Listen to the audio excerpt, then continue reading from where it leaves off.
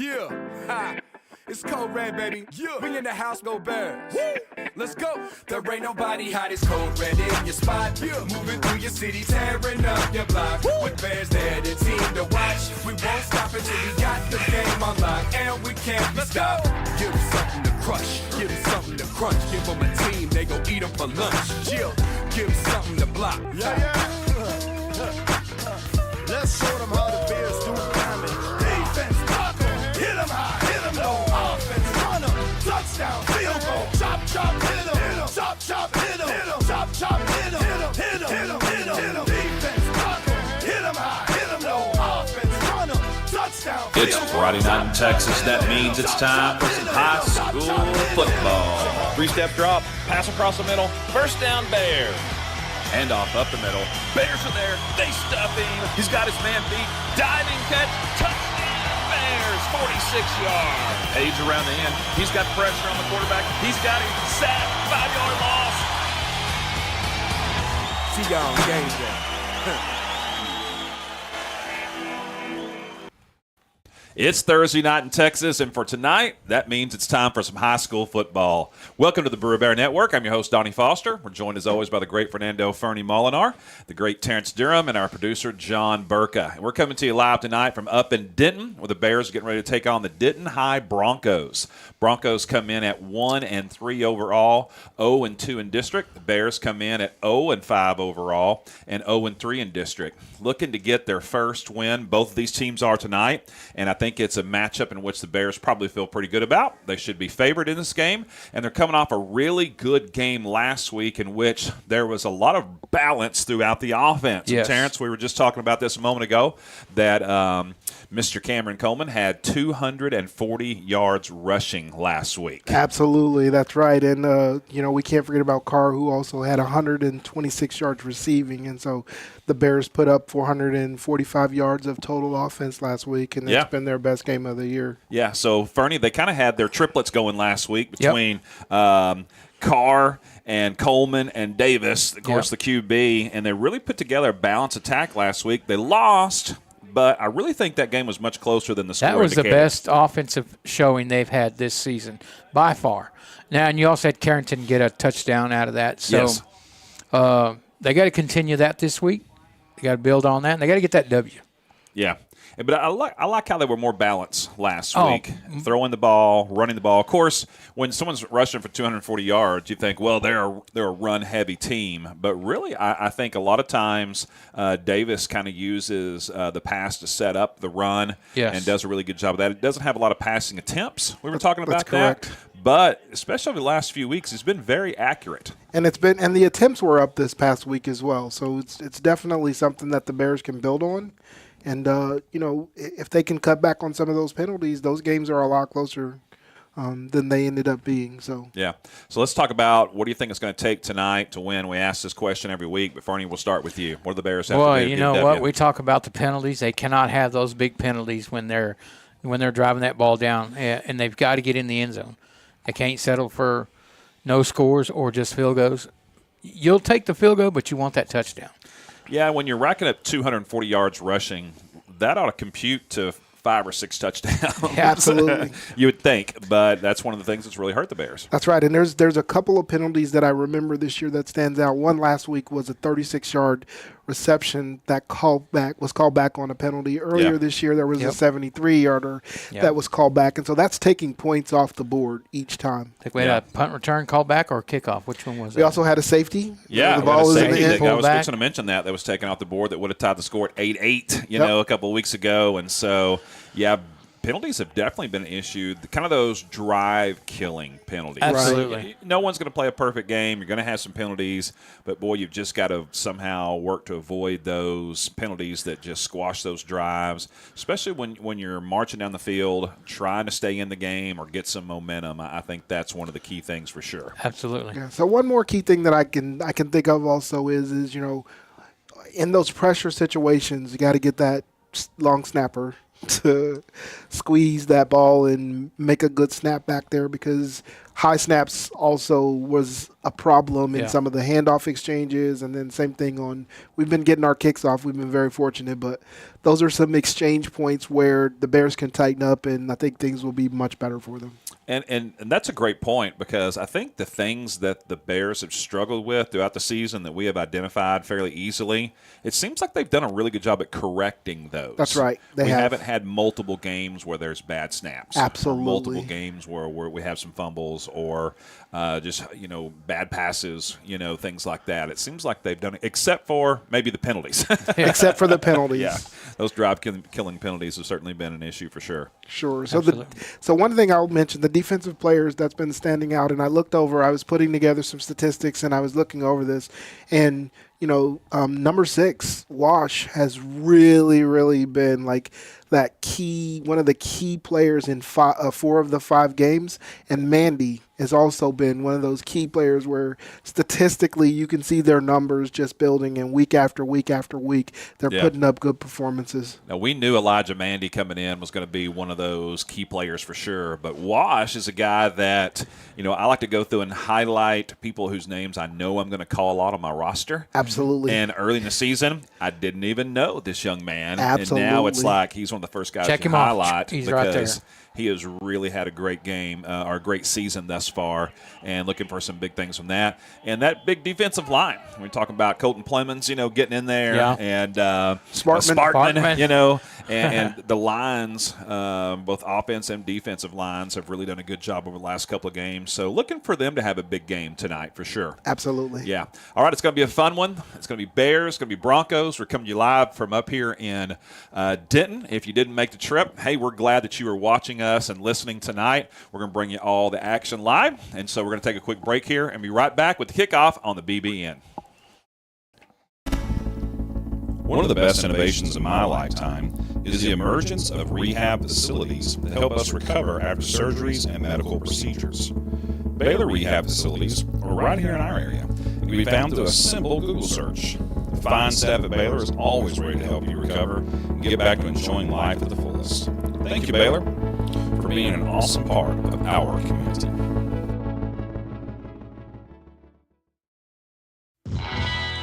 If you're like me, you love a good snack or a hearty sandwich while watching football or your favorite sports on the weekend. Well, a great place to head over to then is Charlie's Philly Steaks. They'll take care of you and they'll fill you up and you'll be excited to go back over and over again. They're located at 9521 White Settlement Road.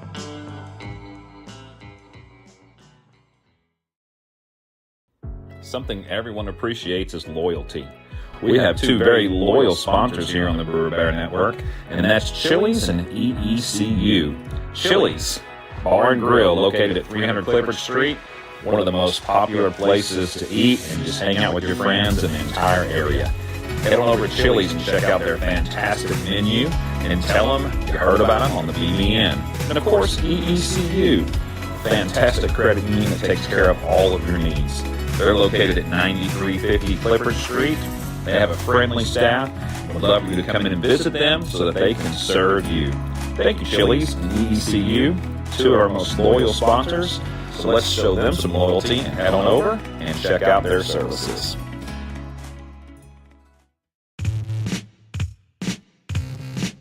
In most places, football season means it's fall and the weather is cooler. Yeah, not in Texas. Remember all those hot days on the playing field, Fern? I sure do, Donnie. All we had was a community water jug, if we were lucky. Yeah, same here. But now there's Frio Hydration. It specializes in keeping athletes cool and well hydrated in any situation. You can learn more about their services at FrioHydration.com. For the products you want and the quality you deserve. Thanks, Frio Hydration.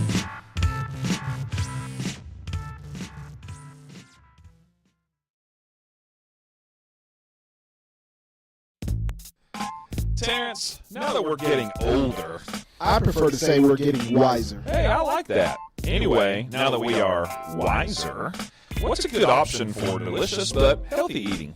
It's got to be Jason's Deli.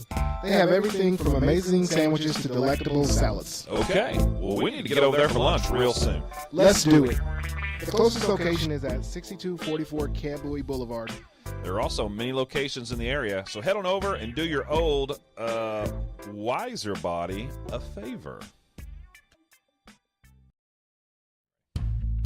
Donnie, the other day I cut myself and thought I was going to need stitches. Did you go to the ER?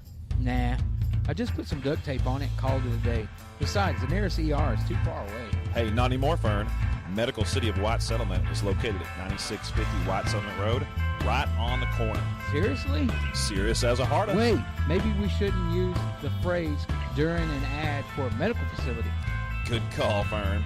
But when you need emergency care, call Medical City of White Settlement at 682-610-6100.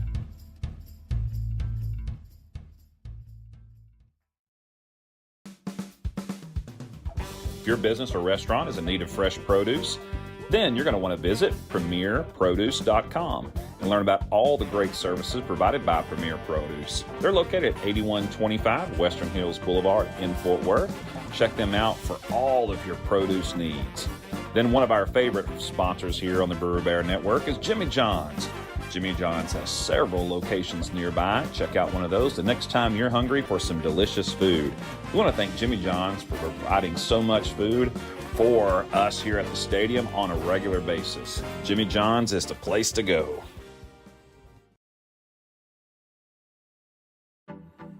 Hey Bear fans, here's some more of our great sponsors. Let me tell you about Rival Signs. They're located at 110 Jim White Freeway in Fort Worth. Check them out for all your signage needs. And of course, Raising Cane's Chicken Fingers. Visit your local Raising Cane's for all your chicken finger needs. Hey, Terrence, you own your own home, right?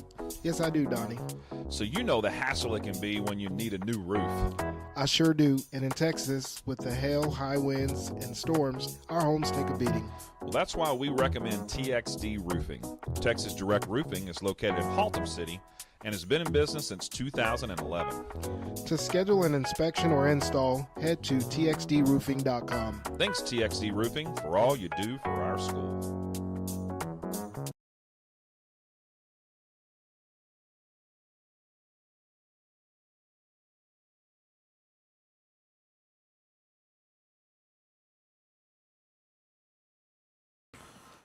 We are ready for kickoff. Bears and Broncos, both teams looking for the first win in district. Coming to you live tonight from up here in Denton, up north of the Metroplex. If you made the drive up, you know there was a lot of fun traffic to get up here, as always. If you're staying home and listening tonight on Thursday night, being that it's a work night and a school night and all that good stuff, we understand, and we're glad that you are listening tonight. The Bears did win the toss, and they are going to receive the ball first tonight. And so they'll be on offense. They'll be working their way left to right as we look out of the booth. The Broncos will be working their way right to left as they kick off. Of course, teams in high school quick kickoff in the 40-yard line. Bears last week had the kickoff teams with opportunities to return the ball, with the kick teams for Azle kicking the ball deep, something that we don't see a whole lot with all the speed that the Bears have in their return game typically. But we'll see if that holds true tonight if the Broncos kick it deep and they get an opportunity to return some of these kicks. It'll be nice. It'll be nice to see some action coming off the kickoff. Beautiful night for football. It doesn't look like there's hardly any wind, just a slight little breeze tonight. And it's just a gorgeous, gorgeous evening for some football. And we are set and ready to go. Slight breeze heading north. Is that right? If I had my bearings straight, I do think so. We got Jordan Houston back deep, as well as they go with the high chip, and it's toward B to Houston, and he fields it at the 20, is immediately hit and drops. The Bears will start their first possession right there. Well, I'm glad he got on that quick. They ran with the odd two-kicker decoy there. One kicker lined up to the right and one lined up to the left. So Bears will get the ball right at the 20.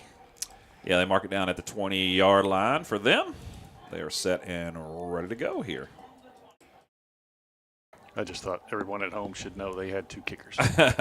They were set up to maybe kick it right, maybe kick it left. They kicked it left. Bears fielded it. Kind of bounced a little bit before it was fielded and then dropped quickly. So Bears line up with four wide receivers set, stacked on the right side, split out on the left. Davis. Quick toss to the left side, caught by Carr. He advances up near the 30-yard line. He's going to pick up about 8 or 9 on that play right there on first down. And actually, they're going to give him enough for the first down. He got quite a bit out of it. Yeah, they gave him a very generous spot up to the 30-yard line. So maybe that'll work out in our favor this week, those generous spots. progress Hey, you know, spots. I tell you what, I noticed, too, that Denton brought both their corners in and weren't covering the two wide receivers on either side. All right, we'll keep an eye on that. One tied in the game for the Bears this time. That's number 87. Davis is set. Handoff goes to Coleman up the middle. Makes the first guy miss. And then he picks up about 5 to the 35. I tell you what, that's a good run. Hey, we'll take 5 every time. No doubt about it. We will indeed. Number 87 for the Bears in there. That's Brady Midler, as we have been calling his name quite a bit this year. Coleman come out of the game. Looks like they went empty backfield. Gonna There go should be empty somebody in there. Yeah, going to go empty backfield. Now someone comes running in. That's Houston.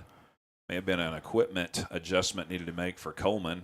I see him over on the sidelines. He's kind of shaking something out. Very narrow sidelines over here. I mean, that's the narrowest sideline, I think, in any stadium we've ever played in. There's no track. Yeah. There's no track, but there is hardly any room whatsoever. Here comes a handoff to Houston. He's got some room to the left side, bounces to the outside, stiff arms. Come on. A flag comes in. He's close to the first down, maybe a yard short.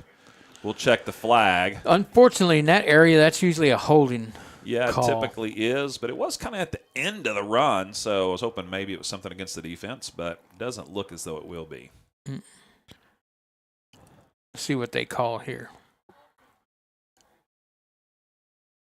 Wow, it's a 15-yarder. Hands to the face. Okay. I think it was on that stiff arm in which Houston stuck his hand up, kind of got up in that mask there a little bit, the face mask. So that'll back him all the way up to the 24-yard line. So it's going to be second and a long ways to go here. So make it 2nd and 16, according to the stadium announcer. Who's right next to us Our tonight? new friend. Yeah, we got to talk to him earlier. Talk All is right. a good word. Yeah, 2nd and 16. Bears set. They split it. They spread it out here on this second and long.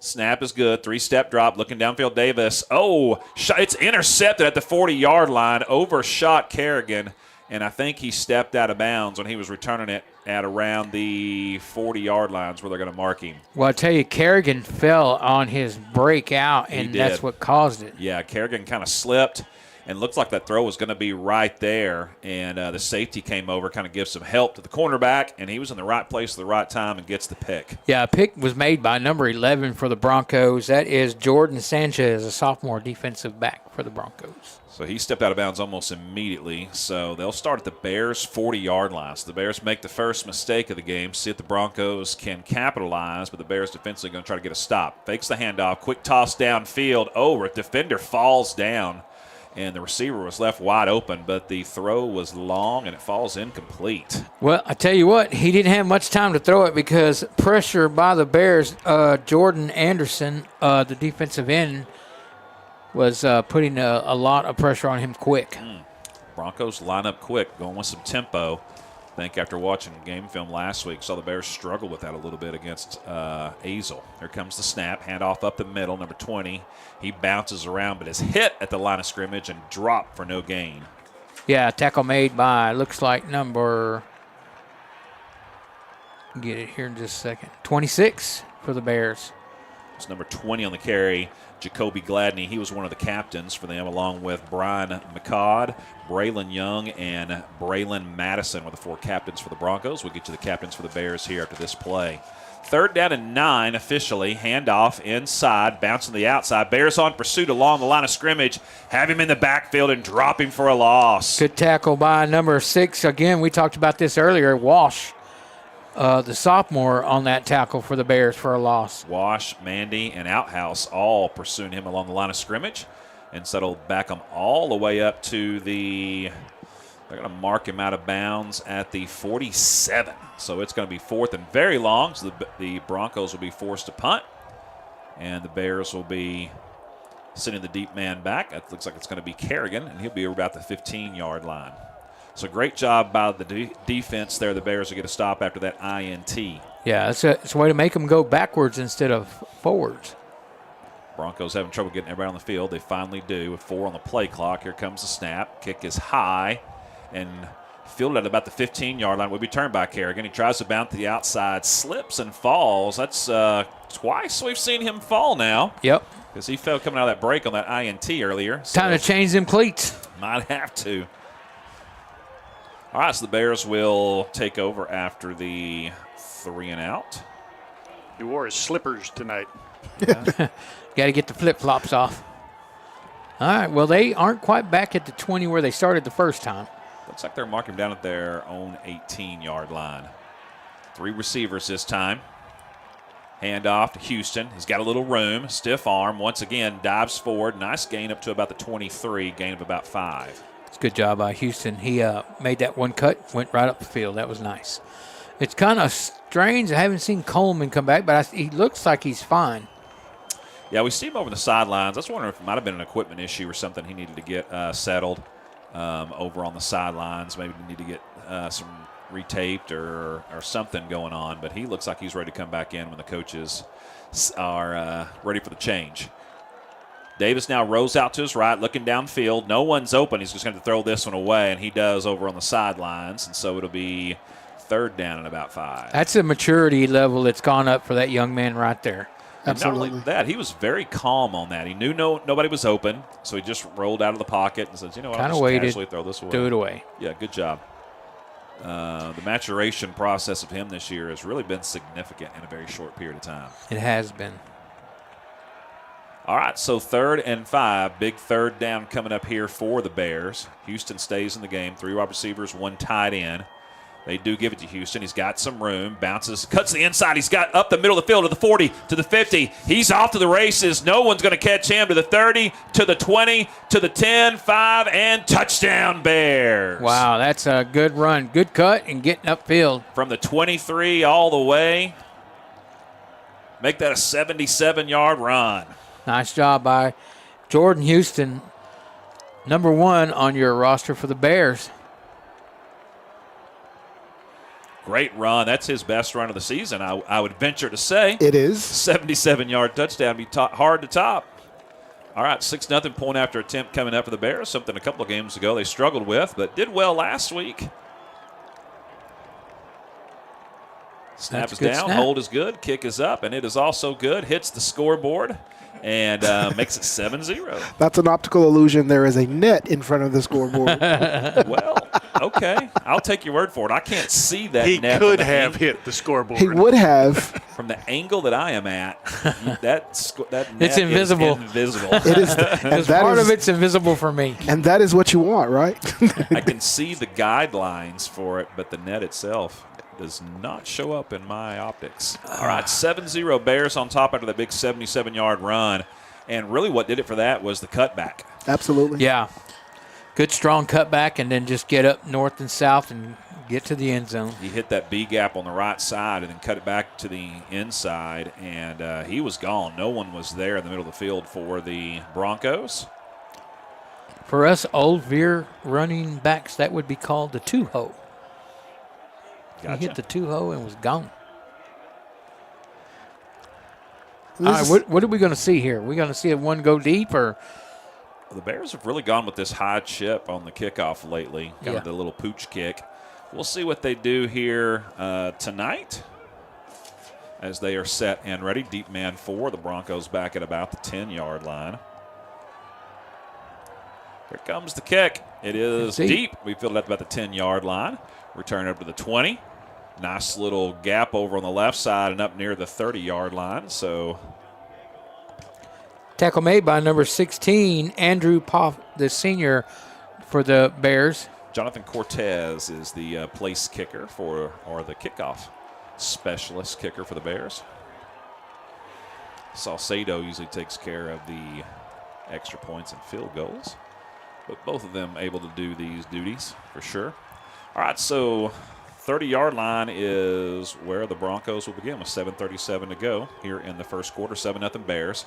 3-step drop, looking downfield. Everybody's covered. Rolls out to his right. Pursued. Firing downfield. A little bit of contact, and we're going to get a penalty on that one. And There was a lot of contact on that one with number 27 for the Bears in coverage. That was Christian Mays on the right side over there. It's both ways, though. The receiver was reaching back, making sure he kept that player there, so he might have drawn that penalty, and that's, smart play. Yeah, and they are discussing it a little bit. Let's see if they wave it off. There was a lot of pressure with the quarterback, too, being rolled out. He ended up getting hit pretty hard by Jordan Anderson for the Bears, number 26, on that pressure. One might also say that was uncatchable.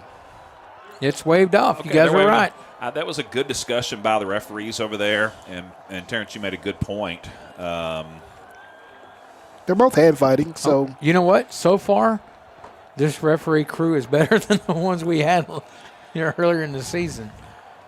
I thought they were going to get we hit the quarterback a little rough. All right, 2nd down and 10, handoff, hit immediately right at the line of scrimmage and maybe even drop for a 1-yard loss. There you go. That's the senior again, number 26, Jordan Anderson on that tackle.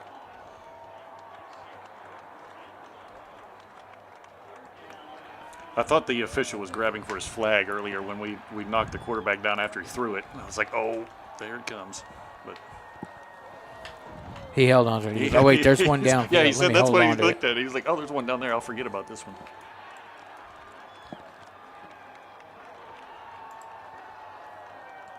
All right, now should be some holding in the backfield as there was some pressure on the quarterback. Number 99, 3rd and long. Clemens. And here comes the flag in. So going to get sacked anyway is the QB for the Broncos, number 4, Terrence Lopez back there. You could kind of give that to 22 for the Bears, Caleb Walker, as well as number 99, Plemons. They both got there about the same time. But I believe you're right, Donnie. It was Plemons, number 99, that was getting held. Yeah, grabbed him by the back of the jersey. I don't know how you record a half a sack, so I'm going to give them both a whole one. There you go. 0.5. Well, you just give them 0.5. It's not how my spreadsheet works. That spreadsheet doesn't do fractions over there. What kind of spreadsheet do you have? It's just a SK. How do you do a 0.5? Do I just put an S on both of them? One gets the S, the other gets the K? That's up to you to figure out. That's your job, all right? All right, here we go. End-over-end kick is going to be fielded at the 42-yard line. It will be returned by the Bears.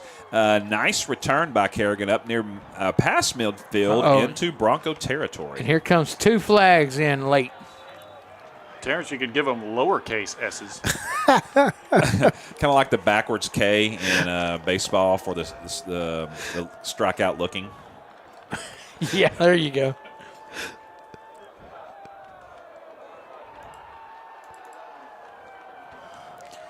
All right, a legal blindside block against the Bears will back them up a little bit. They called Lucas Galloway on that one. Still going to have really good starting field position. 5:51 to go here in the first quarter, so the Bears will take over at their own 37. And this is the best starting field position so far out of the 3 drives.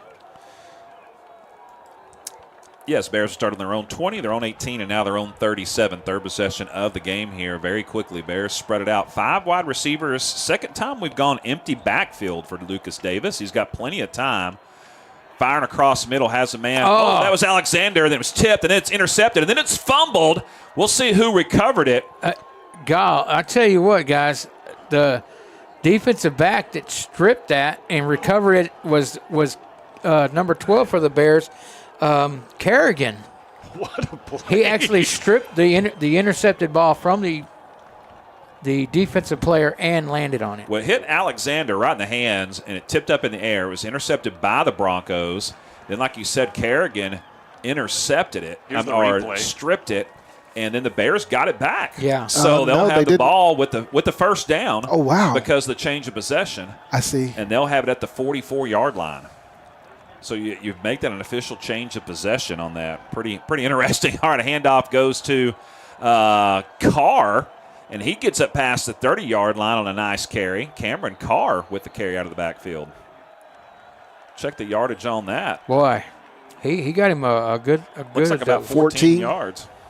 14. That's 14 yards for number 13 for your Bears, Cameron Carr. I've got to note that because I don't think he's got a carry this season. All right, INT fumbled, recovered by Bears in this. Here comes the handoff to Coleman. Makes a couple guys miss, but he's hit pretty quick, and flags come a-flying in the middle of that one as well. Well, you know what? They could have called a face mask on that, too, if you want to know the truth. Well, I think there you go. I think you're right. I don't think you saw it. I think you just saw someone notate No. it was going to be a face mask. I I was saw about it. to give him credit. Say, I man, saw it. Fern is Hey, on point. I saw it. I saw it. I was watching him. So 3 yards on the run by Coleman, and then a 15-yard penalty. I'm taking it, brother. That You guys does not believe mean he or carried not. it for 18 yards, though. In case you were wondering on your spreadsheet over there. I'm not, Unofficial. Just messing with you. but I appreciate you keeping me square. First down for the Bears at the 14-yard line. 3-step drop for Davis. Plenty of time. Fires in the end zone. Wide open and caught. That is Kerrigan in the end zone for the touchdown. Wow, Bears have started off hot tonight. 14-yard touchdown. So he has a 14-yard run and a 14-yard touchdown reception. Was that Kerrigan or Carr? Oh, that was Kerrigan. That was Kerrigan. Carr had the 14-yard run. Excuse me, And- my B. Kerrigan got the touchdown. See, you're over there picking on me. Instant karma. Kick is up and good. Makes it 14-0. And it hit the net. It And it hit the net. All right, so it's a good start for the Bears. 14-0 with 4:51 remaining in the first quarter. I guess that's why they have that net, to keep the ball from hitting the Jumbotron. They don't want to knock out any pixels up there. Yes, sir. Yeah. They didn't want that window hit over there, so they got the little net covering all the windows up. There is the one small net on the far side where the field house is, and it's kind of a 2-story field house, and so a lot of windows up there for sure. I see that door is the main thing covered. So one of the coaches probably coming out of that door and got hit, which prompted the buying of the small net. It's possible. It's possible. Remind me again who's kicking the extra points for the Bears? Is it Number It's been 27. Salcedo. Salcedo? Yeah. Okay. Salcedo's been punting. Kicking the field goals for the Bears has been 29, Jonathan Cortez. Oh, yes, you're right. You're right. Good job, Fernie. We're just making all kinds of mistakes here in the first quarter. I think we're excited, though. We had the long It's the drive first in time we've been traffic. up. You know, we Yeah. got a lead in the game. We're just all kinds of amped here. I had some tonight. good nachos.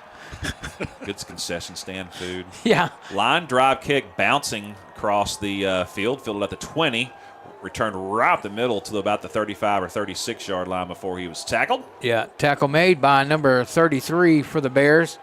That is going to be Hicks, the sophomore.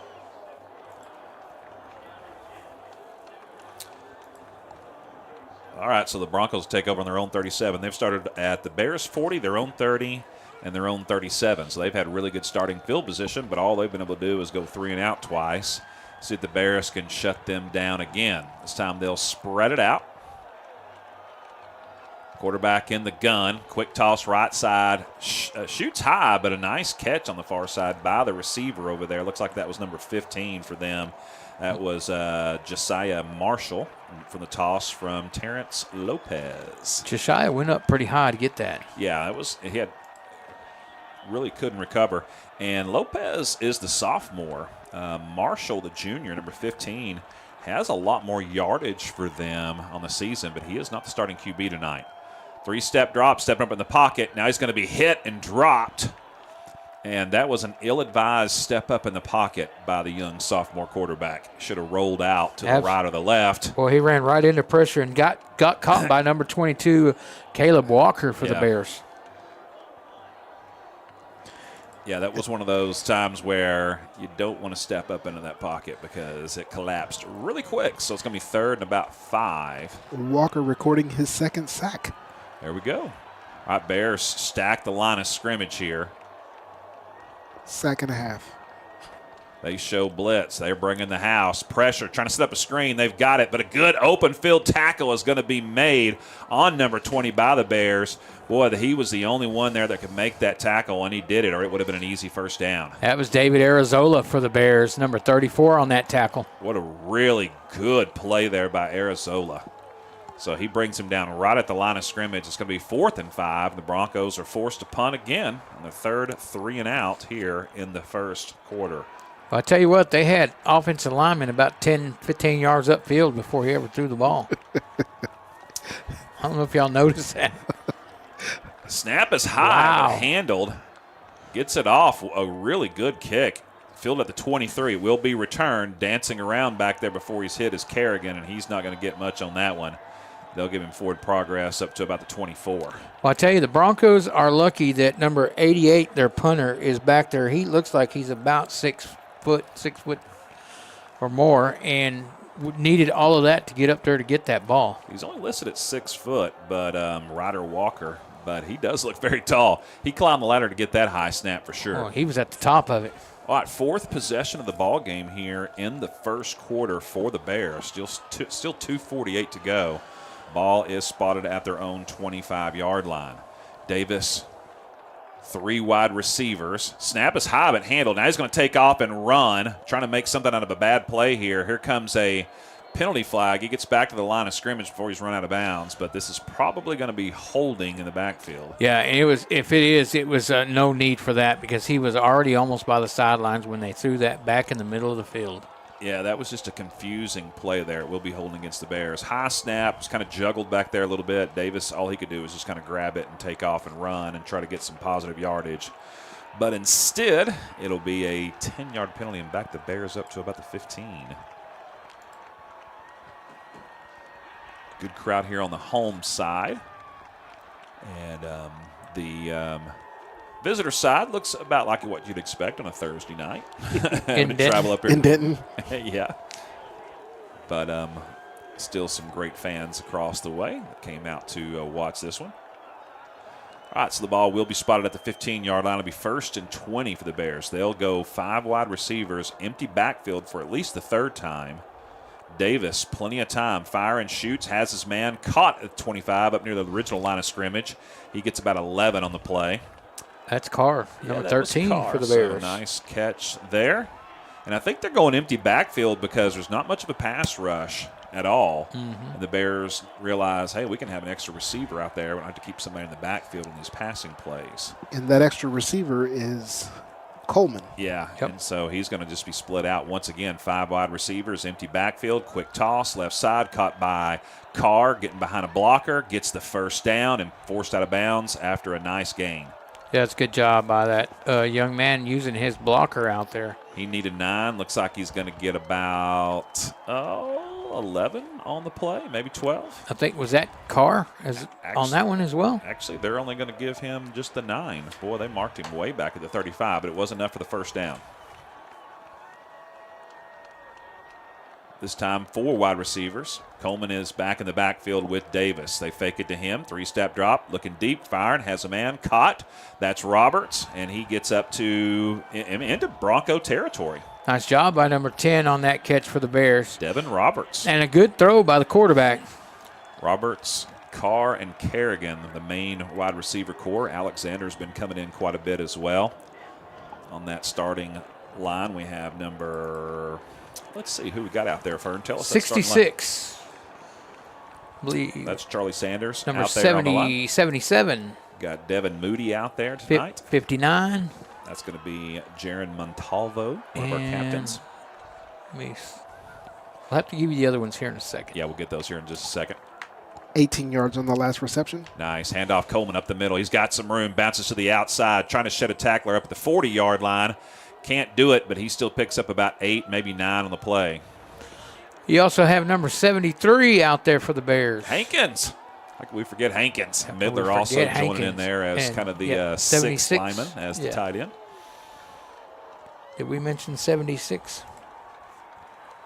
Terrence Brown. Terrence Brown. All right. 2nd down and about 2. Blitz coming from the Broncos. Quick toss caught by Roberts. He's got some room to the 30. Bounces outside of the 20. Trying to shed a tackler inside the 10-yard line. It's going to be 1st and goal up near the 8-yard line. Flag at the 30. And yet there's the dreaded flag on the return. Looks Yeah. like they're going to get one of the receivers. Yeah. Kerrigan kind of Looks like- saying, my bad. Yep, Kerrigan. The coach was demonstrating to him what he did wrong. Yeah, that was Coach You can't Caraway do over on the other this. side. So as soon as he gets past him, he just needs to let him go. So it was a spot foul which means the Bears end up only losing 2 yards. Okay, so it's going to be 2nd and 5. Replay a second down. But instead of 1st and goal at the 8, it'll be 2nd and 5, ball back at the 42. So big difference, but Bears still in positive situation here, trying to pick up another 1st down. 2 receivers left. Handoff, Coleman up the middle, has some room, cuts back to the inside, splits everybody to the 20, to the 10. He's gone 5. Touchdown Bears. Cameron Coleman. 42 yards on the run. There we go, 42-yard run, touchdown, Cameron Coleman and the Brewer Bears. Coleman says, no, I'm getting mine. He's already leading me in rushing. It's a stat patter. I will tell you what now, Jordan Houston's pretty fast. I watched Coleman. He's got some wheels now. Boy, he split the defense there in a hurry. And was shot gone. out of the backfield quick. And that extra point attempt is up and good for Mr. Jonathan Cortez. So I'm trying something new. I'm putting the score on the broadcast as it's going out. I'm trying that out now. And they're keeping me busy, keeping up with all these number changes. Hey, listen, the Bears has 21 points with 1 minute and 11 seconds left in the first quarter. Yeah, that's the Bears have already had 4 offensive possessions. And, of course, the first one ended in the tipped interception. I may run out of stat sheets over tonight. here. That's you've only Turn done it that over. one other time that I can remember. I think it's happened maybe twice in 13 seasons. Get another crayon color. Turn over on the back here Yeah. a little bit. All right, these things tend to slow down a little bit in the first half when they really rack up a lot of points in the first half. But we'll see how this one goes. Bears having a lot of fun tonight. 21-0, 1:11 to go. Kicking off left to right as we look out. Deep man for the Broncos at the 10. See if the Bears kick it deep. This time they do. They've gone deep, they've gone short, and they've gone with the squib. This one's deep, fielded at the 12. Will be returned. Trying to get around the end, does to the 20 to the 25 before he's finally forced out of bounds by number 21, it looks like. Good tackle by Malachi Barr on the tackle for the Bears. Really nice backside pursuit by Barr on that play. Showing off some speed. That is the junior. Yes, sir, junior, Mr. Barr. All right, so the Broncos will begin on their own 31-yard line. They have had good starting field position, but they have not done anything with it. 3 and outs. All drives resulting in punt. Snap is high, but handled. New quarterback this time. Nice run by number 20 on the right side. And that's going to be Gladney on the carry. Number 15, who we mentioned earlier, Josiah Marshall, he gets back into the game. He's their leading quarterback on the season, but he has not been playing. Trips left, 1 right, going with up-tempo here. Handoff up the middle. Once again, going to be a 1st down. That'll be the first down for the Broncos here after 2 nice runs on these first 2 carries here. Yeah, Lucas Galloway on that tackle for the Bears there. And the tackle before that was Kingston Hurst for the Bears, number 17. Jacoby Gladney with the carry. They give it to him again. Nice seal block over on the right side on Mandy, as Mandy was trying to get inside and fill the gap, but couldn't do it. Gladney picks up about 4 on the run. Caleb Walker, number 22, was there first, but cleaned up by Kingston Hurst, number 17 for the Bears. Gladney checks out. Rodney Rayson checks in for the Broncos. They made substitutions, so the refs give the Bears time to make substitutions. They'll line up trips right, 1 left. Will the Broncos as receivers. 3-step drop, looking downfield, firing, and the receiver cut off his route. Quarterback threw it deep. It falls incomplete. Have no one home. He was aiming for number 15 out there, Josiah Marshall. Excuse me. He was 16. aiming for number 16 Number out 16, there. yeah. Jaden Gray was. And that'll be the quarter. Josiah Marshall. So after 1, Bears up 21-0, and we will take a quick break and be right back here on the BBN. Attention football fanatics. Don't miss out on the opportunity to be a part of Texas football history, where dreams are realized, legends are born, and where unforgettable moments unfold before your very eyes. Mark your calendars for the UIL State Football Championships, December 18th to 21st at AT&T Stadium in Arlington, Texas, where the best teams from 6-man to 6A leave it all on the field in the hopes of being named champion. For the latest updates and ticket information, head over to uiltexas.org/football. Again, that's uiltexas.org/football. 21-0 is your score here as we get ready for the second quarter. Broncos with the ball. They have their first down of the game as they've got the ball at their own 47-yard line. Bears trying to buckle down. Bears stack the box with 8. They get to pressure, trying to set up a screen. They get it to number 27, but quickly tackled by the Bears. And that's twice they've tried to set up the screen, but the Bears have been there both times to sniff it out and bring them down quickly. Yeah, that tackle made again by David Arizola. He's got that screen down. Arizola with a really good open field. That one really was an open field tackle. That was kind of made in traffic, but he was right there again to bring him down on the solo tackle. All right, so that brings up 4th and 5 for the Broncos. The Bears stop them after 1 first down, and the Broncos will be forced to punt. Deep man for the Bears will be back near his 20. It's going to be Kerrigan again. Here comes the snap. It's high, but handled once again. Gets off a really good kick. Fair catch called for it about the 25. Fumbled and then jumped on by Kerrigan at the 26. And then a late flag comes in after some extracurriculars between, looks like Galloway and one of the Bronco players. We'll see who they're getting on that one. Yeah, and Jerry Outhouse down in the bottom here by the Broncos sidelines. All right, we'll check and see what's going on with that as the Bears get set and ready to roll here. Mark the ball currently at the 26. Looks like that penalty is going to. Personal foul against the Bears. Okay, so it's going to go against the Bears and it'll back them up. It's a little extracurricular activity going on in that situation. Yeah, you can't have that. I don't care if you're up 21-0 or down 21-0. You don't need that. It's going to back them up to the 13-yard line, so that'll be the worst starting field position for the Bears tonight, starting their own 13. They begin their own 20, their own 18, their own 37, and their own 25. The only one who likes that is Coleman because he's going to make more yardage out of it. Trips right, 1 left for the Bears receivers. Broncos rush in 5. Davis rolls out to his right, looking downfield under pressure, just has to throw this one away. No one was home. I think they misspotted the ball. I think you're right. They only marked because it was at the 26. They moved it back to the 13, so that was only 13 13-yard yards. penalty.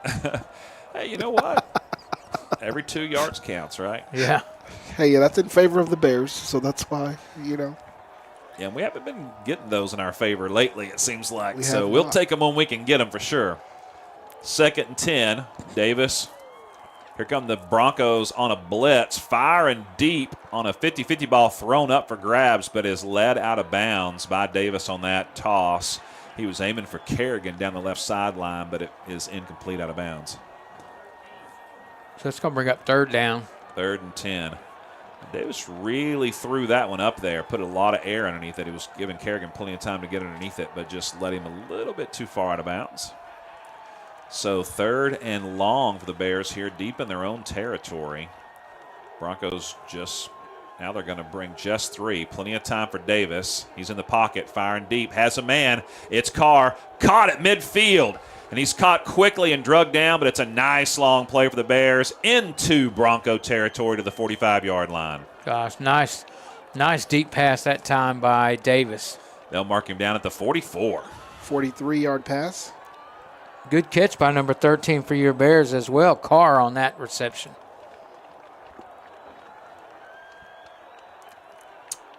Cameron Carr having him a nice game reception-wise for sure. Bears with the first down into Bronco territory. Davis in the gun. He gets him set. Receivers stacked on the right, split out on the left. Hand off to Houston. He's got a big hole on the left side. He's hit, but not before he gains about 8 or 9, maybe even 10 on that carry. Yeah, that was a nice run by number 1 for the Bears, Houston. And they're going to move the chains on that one, so it's a 10-yard run. When I stand corrected, there was a 44-yard reception. All right, give him that extra yard. First down for the Bears, ball at the 34. Handoff goes to Houston up the middle, makes the first guys miss, and then gets into the secondary. Picks up about 3. Tackle made by the linebacker that time after he got through the line of scrimmage. So that'll make it 2nd and 7 for the Bears. Ball at the 31-yard line. 9:51 to go in the half. Bears up 21-0. 3-step drop for Davis. Firing right side has a man. Alexander caught over on the right side inside the 15-yard line. It'll be a first down. That's a penalty flag coming in. It looks like they're going to get Denton for something. Yeah, maybe a late hit, as it may have been a shot to the head as he was going down. So Alexander with a nice catch on the out route on the far side, and Davis with a nice toss. 18 yards on the reception. Oh, we're going to get unsportsmanlike conduct. And how many yards on that reception? 18. Nice catch by number 88, Alexander, for the Bears. Yeah, one of his longest receptions of the season. He's kind of been the 4th receiver for the Bears this year, and he's gotten open a lot, and that's a nice reception for him. Houston stays in the backfield along with Davis. Now he goes out. Davis throwing in the back corner. It's going to be a fight for it. Oh. And Carr made the catch, but he only got a foot down on the pylon. Oh, he's just out of bounds. The pylon is in bounds. Well, not when your foot hits Not the top when you're in of the it. air. Okay. I mean, he had just missed it. If you dive for the front pylon with the football and hit it, it's a touchdown. But if your foot kicks it on the way out of bounds, it doesn't work the same way. Yeah. I mean, Nice catch, though. Really an athletic play by Carr, and a great throw by Davis. Just let him about a half yard too far. Here comes 2nd and goal from the 7. Kerrigan comes in motion to the slot. 5-step drop, looking downfield, firing, has a man wide open, and it's caught. And that's going to be Midler. All right, give it up for the tight end. I was going to say earlier, we need to turn the big guy loose. They did on that one.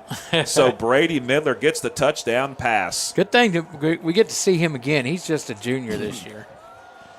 And that's a big kid right there.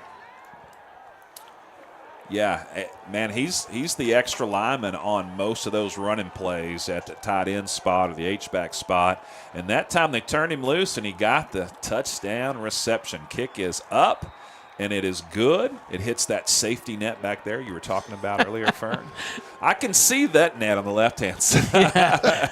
I can only see the cable on the edge over here. All over right. there. Yeah, well, here we go. So Bears up 28-0. They have scored touchdowns on 4 of their first 5 possessions, 4 in a row now.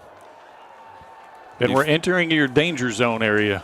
You know, when you're up 28-0, it's danger zone for the other team. But you're right about that. Get into that second half, the second quarter. That's right.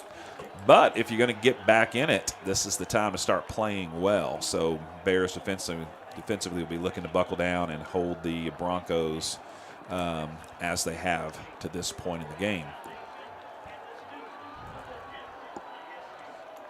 This is a big stadium up here that that Denton has in their district. There's kind of a lower level of seatings and then upper bleachers as well.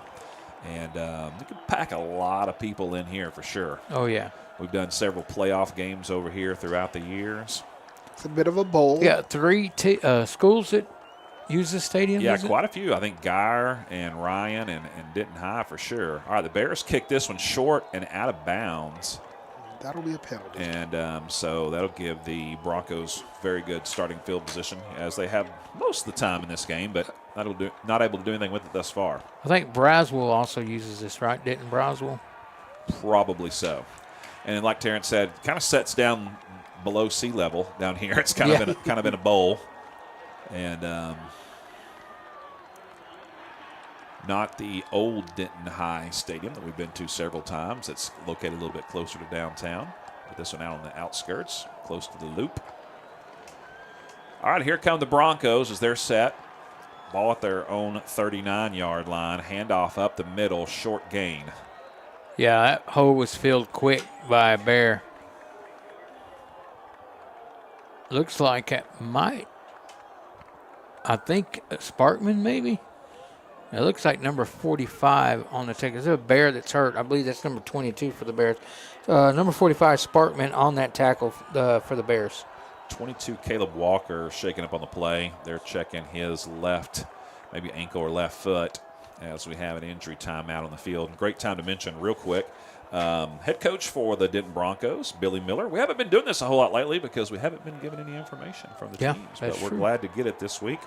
And it looks like Caleb is up and walking off on his own power. Of course, head coach for the Bears, Coach Jason Wheeler. All right, set and ready to roll. They gave him 2 yards on that carry, so it'll be 2nd and 8. I love the digital yard markers that we have across the way for the first down because not only does it tell you where you need to get, but how many yards you need to get for the first down. First time we've seen that. All right, quick toss across the middle, was caught and then dropped. Would have been a first down right at midfield. And so nice toss that time by number 15, the QB, Marshall for the Broncos, but dropped right at midfield. Yeah, he was being pressured pretty heavy by Lucas Galloway for the Bears. And that was Jaden Gay that he was trying to catch or hit on that deep slant up the middle. 3rd down and 8. Bears trying to get a stop. They come on a blitz. Tossing it deep is the QB. Overshoots his receiver by a long ways. Good coverage on that far side by the Bears from number 7 over there. Reandre Cox. We've seen Cox even carry the ball a little bit, but on defense he's been doing a good job at cornerback. Kind of a slingshot arm. Fat QB, huh? The QB has. Yeah, for the Broncos, number 15, Josiah Marshall. Again, number 4, Terrence Lopez was in for the first few series, but not able to get anything going, so they switched out.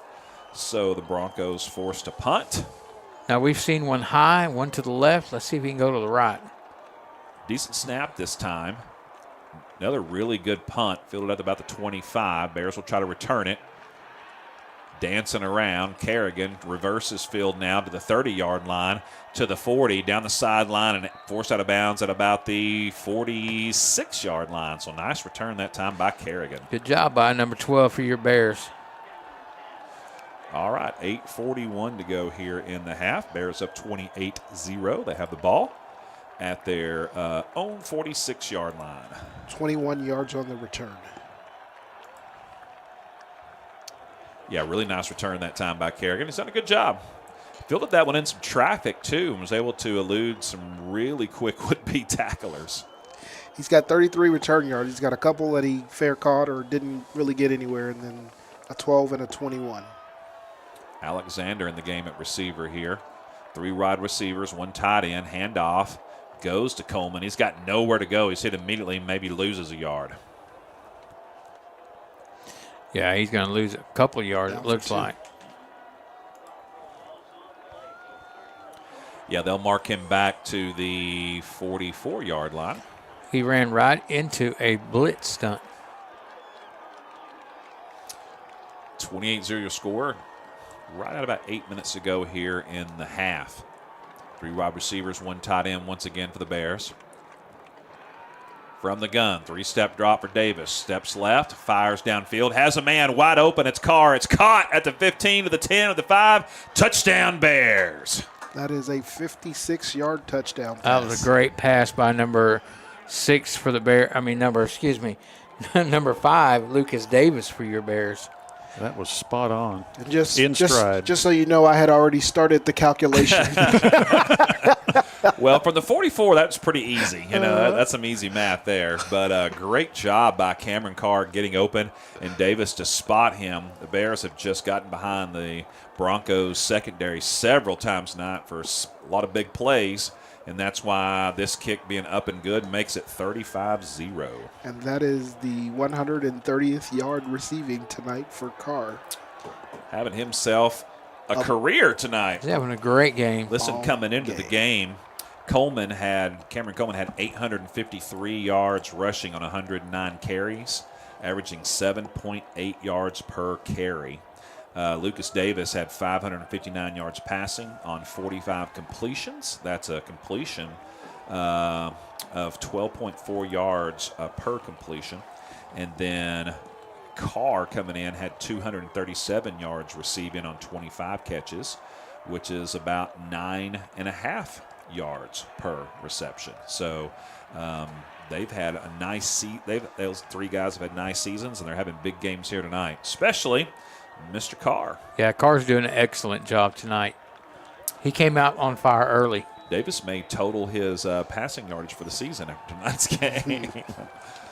All right, 35-0, 7:58 to go in the half. Here comes the Bears. Kickoff. It's a low bouncing kick, fielded at the 27. It will be returned to the right side. In pursuit are the Bears. Hit first by Outhouse. The ball comes loose, but I think it was recovered by the Broncos. Yeah, that's going to be number 6, Jerry Outhouse on that tackle, as well as number 9, Alexander Johnson, the senior. Yeah, and Johnson was right there as well. Had a chance to recover that fumble, but was recovered by the Broncos. And then one of the Broncos players shaken up on the play. He's on the field, and so we'll have a quick timeout to get him checked out. When we get a number on him, we'll let you know who that is. Number 6 is actually Wash. Excuse me. The tackle. Demarion Wash. Out there for the Bears defensively on the line, number 61 is Cedric Harris. You've got number 26 out there, Jordan Anderson. You've got big number 99. 99 Clemens. You've got 11 out there, Lucas Galloway, who steps, he kind of plays a little bit of linebacker, a little bit of slot corner, a little bit of lineman. But the Bears, for the most part tonight, been rushing 3. And their defense has been spread around. Everybody's got some tackles tonight. Yeah.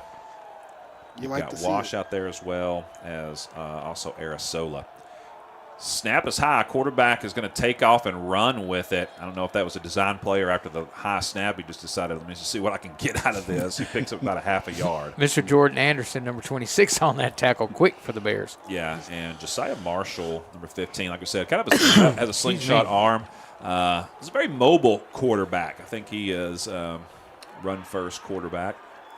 3 receivers left, 1 right for the Broncos. 3-step drop, under pressure, rolling right, looking downfield, hits, fires, almost intercepted by Outhouse, as he did a great job of diving for that one. He was looking for number 19, Jalen Jones, but just could not get it to him.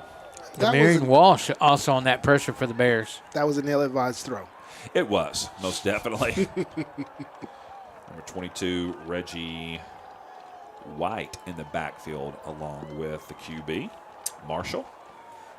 3rd and long in the pocket, under pressure. Chase going to throw it, going to be intercepted by the Bears, and then fumbled, and then let's see who recovered it. I think the Broncos may have gotten it back. I think they did get it back. So that was a really bad throw, and then it was intercepted by Arisola, and then he was hit from behind. Ball went flying through the air, and there was a scramble for it, and I believe the Broncos recovered it. They did, and I tell you what, the quarterback is not going to come back for his next play. He got leveled. And Arizola will be credited for a interception with a return of 6 yards and a fumble. Yeah, that was just a crazy play all the way around. You hate to see that. Bronco that's still down, I believe, is their quarterback, number 15. Yeah, he was hit as he was throwing that ball. So, once again, interception, number 34, fumbled. He did not see the guy coming from behind. Recovered by Broncos. That is the second time we've had that in this game in which there's been a change of possession after an interception and then a fumble. So the Broncos will actually get it back with the first down. And so they'll begin this one officially at the 22-yard line.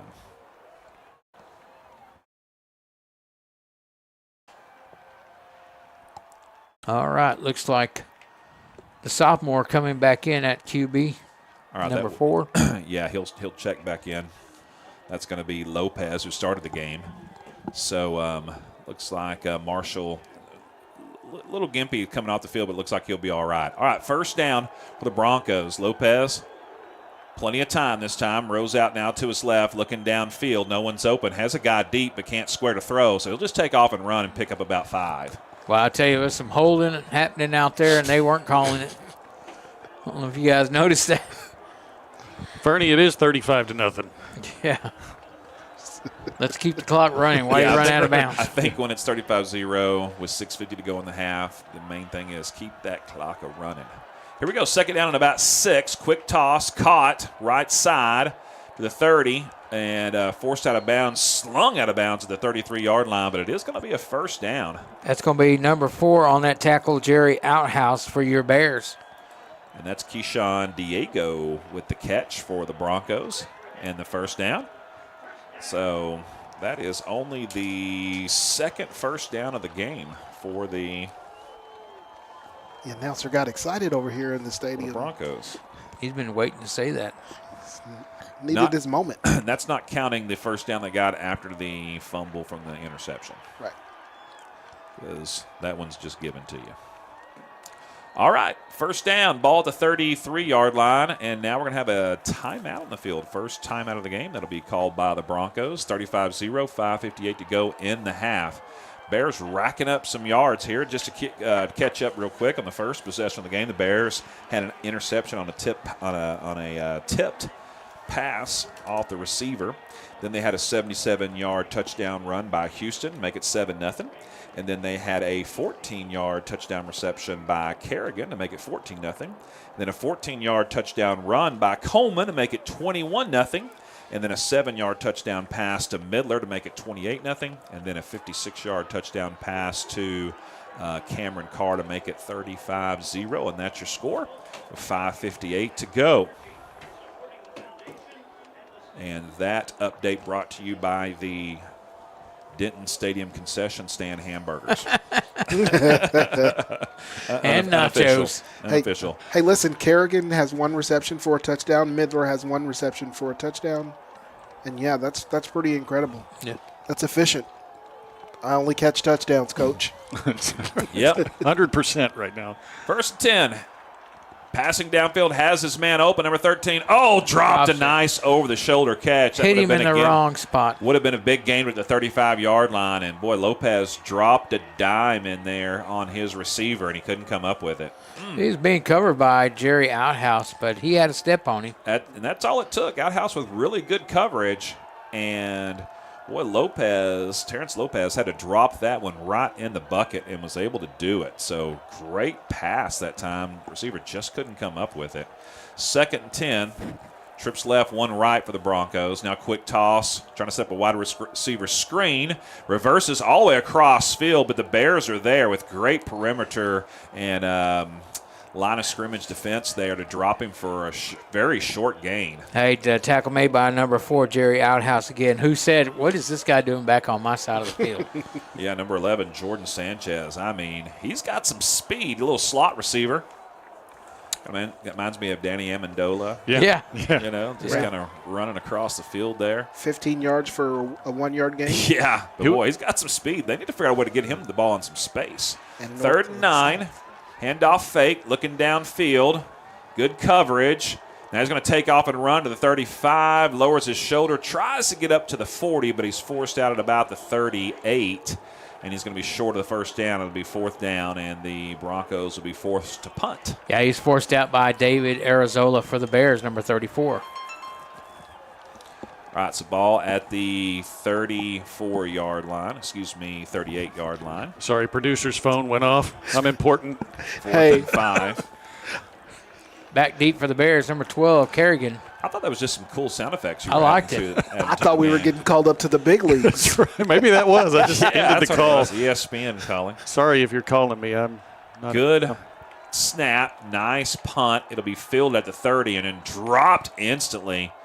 And it's kind of surprised Kerrigan didn't call for a fair catch on that one, but he's got some guts, man. He said, I need to feel something tonight. Well, he felt that one all right. There's no doubt about it.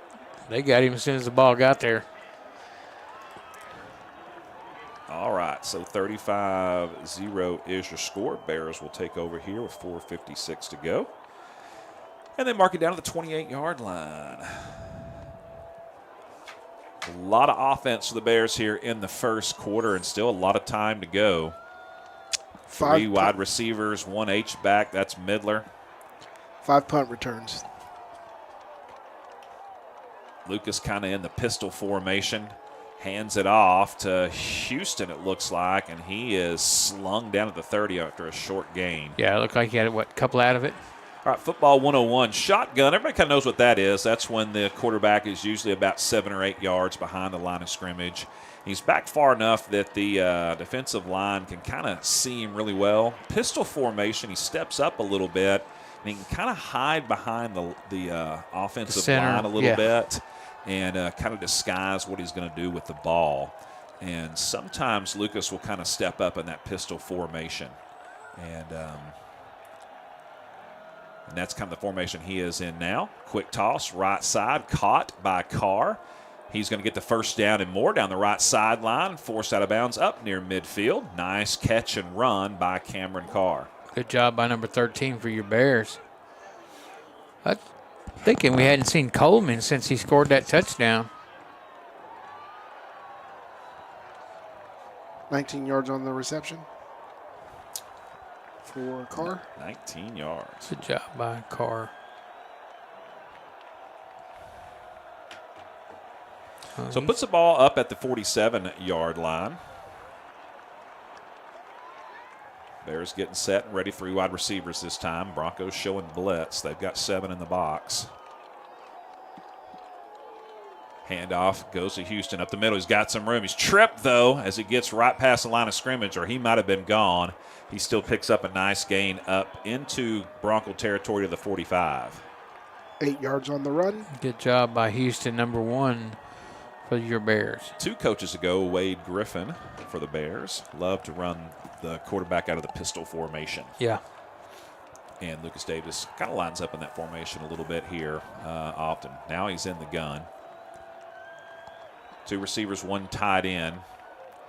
Now Houston goes in motion to the right side, so trips right on that side. Davis, big drop, rolls out, firing, has a man, caught, and looks like he's just going to be able to try to stay in bounds, but looks like he's going to step out right before the line of scrimmage. That was Alexander, or excuse me, step out of bounds just before the first down marker. Kind of had too much momentum going that way as he couldn't stop and cut it back inside to pick up that extra yard that he needed. So it's going to be 3rd and a very short 1 for the Bears.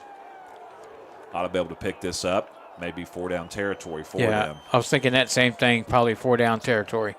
Davis from the gun, hands it off to Houston. He's got the first down and more up the middle, cuts back to the inside, bounces to the outside. Now he's off to the races, to the 10, to the 5, hit, diving for the end zone. He's going to be down at the 1-yard line. Oh, I want to see the replay on that.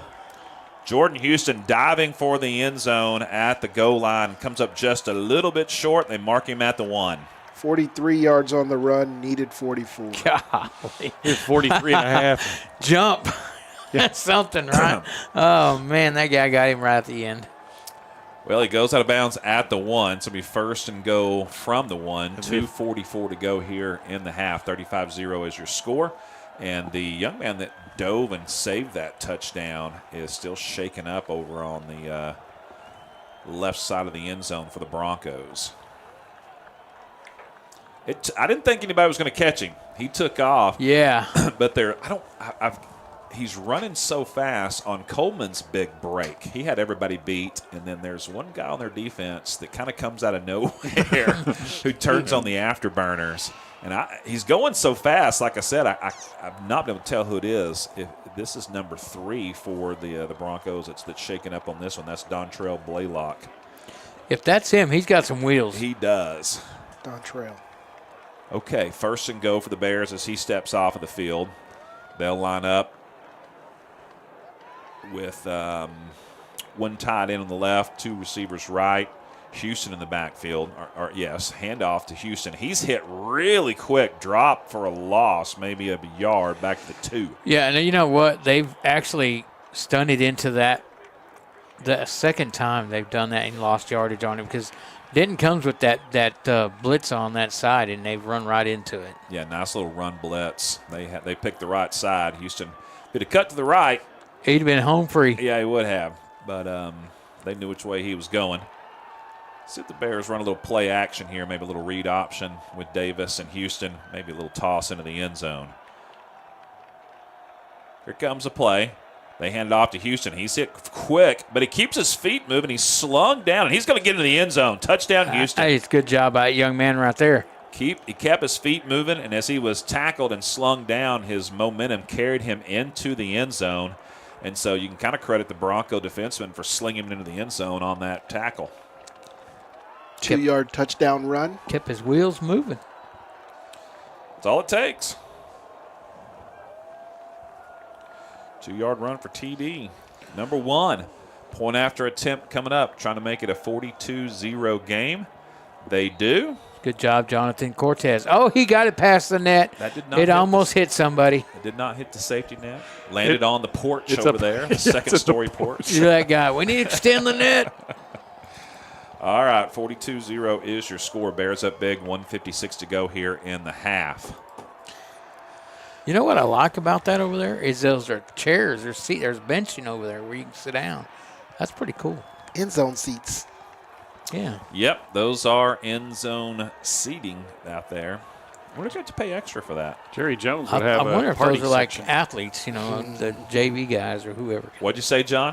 Jerry Jones would charge extra and have that a party zone. That would be the party zone seats. That'd be where all the free food goes, where you pay $9 million and you get free nachos. At the Maverick game, that's where they'd have the drum line. Yeah. That would be over there. Yeah. Banging away. The Maverick drum line dancers. Or the Mav Maniacs. Yeah, Yes. the big guys. High chip this time, kickoff of the Bear, fielded at the 30. Oh, Then it's get on it. fumbled, Oh, and it's picked up he got after it. being hit hard and will be returned and then finally hit and knocked down at about the 25. That's the little Speedster 11. Yeah, he was caught quick by, I believe that's Kingston Hurst. Let me look. Who was that? Sanchez was Is the that Bronco. 27? Oh, it's 27 actually for the Bears. That was Christian Mays on that tackle. Boy, he got him some wheels himself now. Who was the cowboy that was from over here in Little Elm that played? He just retired here, and then he went to Buffalo. Yeah, the Hobbit. I always call him the Beasley? Hobbit. Beasley. Oh, Beasley. We always Yeah. called him the Hobbit because he had that long hair and he was so short running against the Giants. That little guy reminds me of Beasley. Yeah, Cole Beasley. What's funny is you see him in person. He's probably 6'3". I don't know about that. I think he's short. They're also giant. That's why- Everybody's 6'3" to you, Fern. Oh, wow. Wow. Shots fired. from Shots the fired. producer This here. is coming from our producer. It's enough for you. Turn your mic off. 4-yard gain on the carry by I the sure do Broncos. miss Danny. Yeah, that was a Danny shot right I there. have no idea who made that tackle because it was the producer. Jacoby Gladney had the carry. I don't know who made the good tackle. All right, 2nd down and 6 to go after the 4-yard gain for the Broncos. 1:11 and counting here in the first half. Bears up 42-0. Bears 3 down linemen on the line of scrimmage. Now they show a blitz. They bring 5, handoff, faked, court toss out to number 19. It's going to be a first down on a nice little pass and catch there by the Broncos for their 3rd first down of the game. Looks like number 6 on that tackle for the Bears. That's going to be Walsh. Bounces the ball up to the 39-yard line. Inside 45 ticks to go here in the first half. Bears trying to complete the shutout here and after one half of the game to be being played. One man comes in motion now for the Broncos. Bears showing blitz. Here they come. Handoff. Gladney, he's trying to get around left end. Tries to cut back inside. Nowhere to go, and he's dropped for a loss. Big number 26 on that tackle for the Bears. Again, he's having him a great game. That's Jordan Anderson. Number 2 also on the tackle. Number 2 on that tackle as well, Love. Wash in the mix as well in the backfield. Kind of forcing him to cut back. And that's going to do it. Broncos just satisfied to let time run out. So 42-0, your Bears up big tonight after one half of play.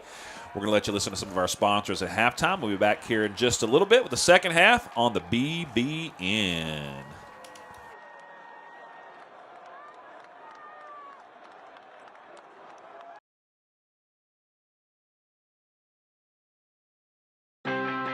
We are the NFHS. That stands for the National Federation of State High School Associations. But really, what we stand for, together with the UIL, are the 825,000 high school sports and performing arts students in Texas. And so we stand. We stand for the runners, debate team members, and basketball players. We stand for their coaches, officials, and adjudicators. We stand for the drummers, football players, and actors. We stand for the golfers, singers, and swimmers. We stand as the national leader and advocate for these essential activities and all who participate in them and make them possible. Because it is our purpose to ensure that high school students get to play, perform, and compete together. To learn more about who we are and what we stand for, visit nfhs.org.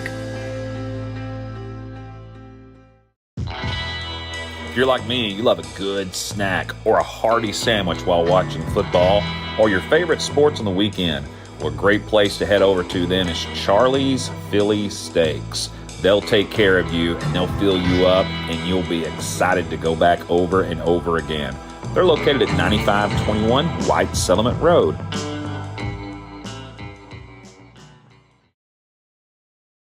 What's the biggest myth about interscholastic performing arts? That you have to be the most talented or experienced to participate.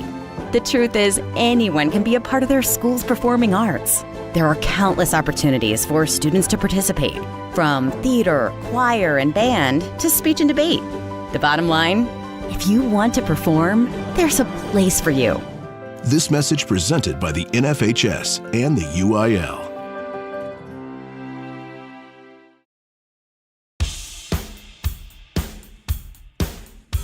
It's halftime on the BBN. I'm your host, Donnie Foster. We want to thank you for listening. Now, during halftime, we are playing ads from all of our sponsors. These local businesses and organizations make this broadcast possible. So take note of each business and organization and be sure to visit them soon. When you do, let them know you appreciate their involvement in Brewer High School and our community. If you would like to become a sponsor, well, there are many ways to get involved. Just send us a message through one of our social media accounts, and we will help you join the team. Go Bears! All right, folks, let's get started.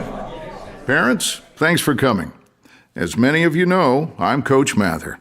Tonight I want to talk about the season, of which I only have one expectation, that everybody gets stronger. When I say get stronger, I'm not referring solely to physical strength. Sure, we'll be in the weight room, we'll be running stairs, but we're also going to focus on developing mental toughness and grit, because those are the characteristics that allow us to achieve greatness both on and off the court. So, how do we develop those things? By getting comfortable with a challenge, by cultivating the confidence necessary to overcome adversity in all forms. That's why I coach. That's my purpose. Every member of this team can lean on me, and I'll teach them how they can lean on themselves and each other. This message presented by the UIL and the Texas High School Athletic Directors Association. One of the best innovations in my lifetime is the emergence of rehab facilities that help us recover after surgeries and medical procedures. Baylor Rehab Facilities are right here in our area and can be found through a simple Google search. The fine staff at Baylor is always ready to help you recover and get back to enjoying life at the fullest.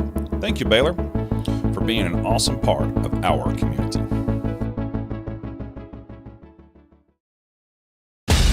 Attention high school sports fans, are you an armchair official? You know, the parent or fan who constantly yells at the referees and loves to let everyone know just how bad you think they are. Well, if you think you could do better, then get in the game and prove it. It's time for you to suit up and make the calls where they actually count. Every sport in Texas needs more officials. Sign up today at highschoolofficials.com. Something everyone appreciates is loyalty. We have two very loyal sponsors here on the Brewer Bear Network, and that's Chili's and EECU. Chili's Bar and Grill, located at 300 Clifford Street, one of the most popular places to eat and just hang out with your friends in the entire area. Head on over to Chili's and check out their fantastic menu and tell them you heard about them on the BBN. And of course, EECU, a fantastic credit union that takes care of all of your needs. They're located at 9350 Clifford Street. They have a friendly staff and would love for you to come in and visit them so that they can serve you. Thank you, Chili's and EECU, two of our most loyal sponsors. So let's show them some loyalty and head on over and check out their services.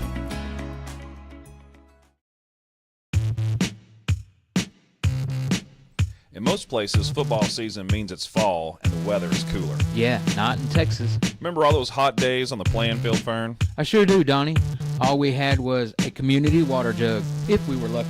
Yeah, same here. But now there's Frio Hydration. It specializes in keeping athletes cool and well hydrated in any situation.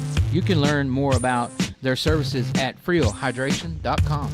The products you want and the quality you deserve. Thanks, Frio Hydration.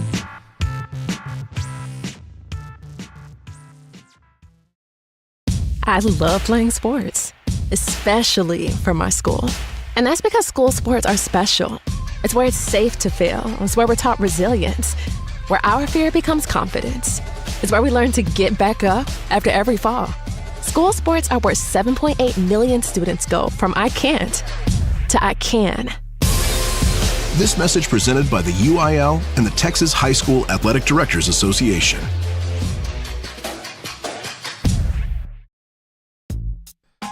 Terrence, now that we're getting older... I prefer to say we're getting wiser. Hey, I like that. Anyway, now that we are wiser, what's a good option for delicious but healthy eating? It's got to be Jason's Deli. They have everything from amazing sandwiches to delectable salads. Okay, well, we need to get over there for lunch real soon. Let's do it. The closest location is at 6244 Camboy Boulevard. There are also many locations in the area, so head on over and do your old, wiser body a favor. School sports are played by humans, coached by humans, and officiated by humans. So the next time you're sitting in the stands at a school athletic event, please remember this and maintain your humanity, especially when it comes to judging and critiquing athletes, coaches, and officials. Please show your fellow humans some respect. They'll appreciate your empathy. This message presented by the UIL and the Texas High School Athletic Directors Association. If your business or restaurant is in need of fresh produce, then you're going to want to visit premierproduce.com and learn about all the great services provided by Premier Produce. They're located at 8125 Western Hills Boulevard in Fort Worth. Check them out for all of your produce needs. Then one of our favorite sponsors here on the Brewer Bear Network is Jimmy John's.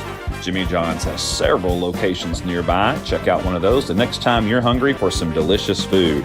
We want to thank Jimmy John's for providing so much food for us here at the stadium on a regular basis. Jimmy John's is the place to go.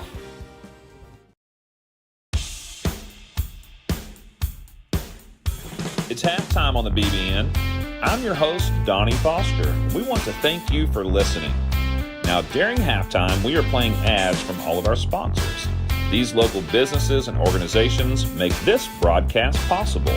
So take note of each business and organization and be sure to visit them soon. When you do, let them know you appreciate their involvement in Brewer High School and our community. If you would like to become a sponsor, well, there are many ways to get involved. Just send us a message through one of our social media accounts, and we will help you join the team. Go Bears! Man, I loved playing high school sports growing up. And it's fun being a fan now, don't get me wrong, but sitting in the stands feels like I'm missing out on all the action, you know? I wanted to get back in the game, so I signed up to be a high school official. It takes me back to my playing days. I'm supporting students, and I get paid to make the big calls. Do you want to see the game up close? Sign up to become an official in Texas at highschoolofficials.com. Why are interscholastic sports called the last classroom of the day?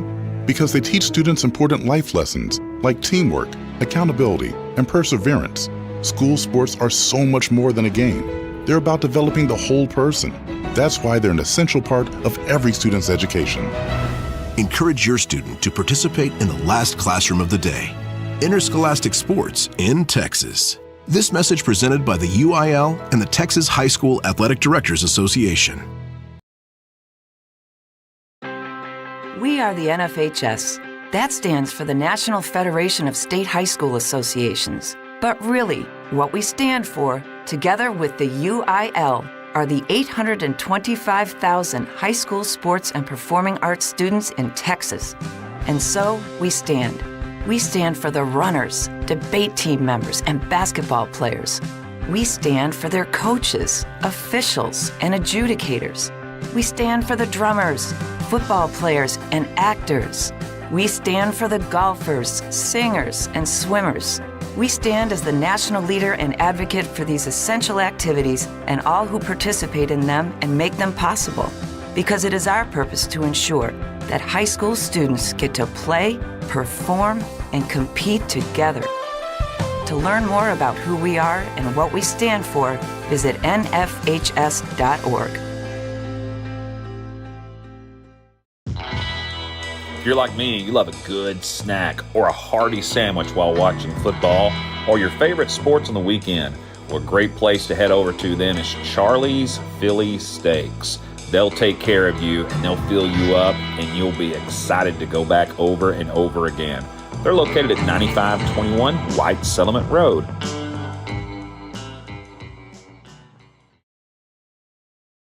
What's the biggest myth about interscholastic performing arts? That you have to be the most talented or experienced to participate. The truth is, anyone can be a part of their school's performing arts.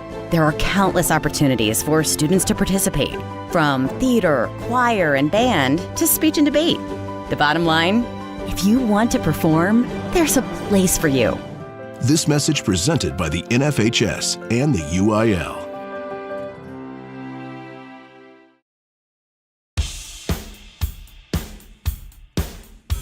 It's halftime on the BBN.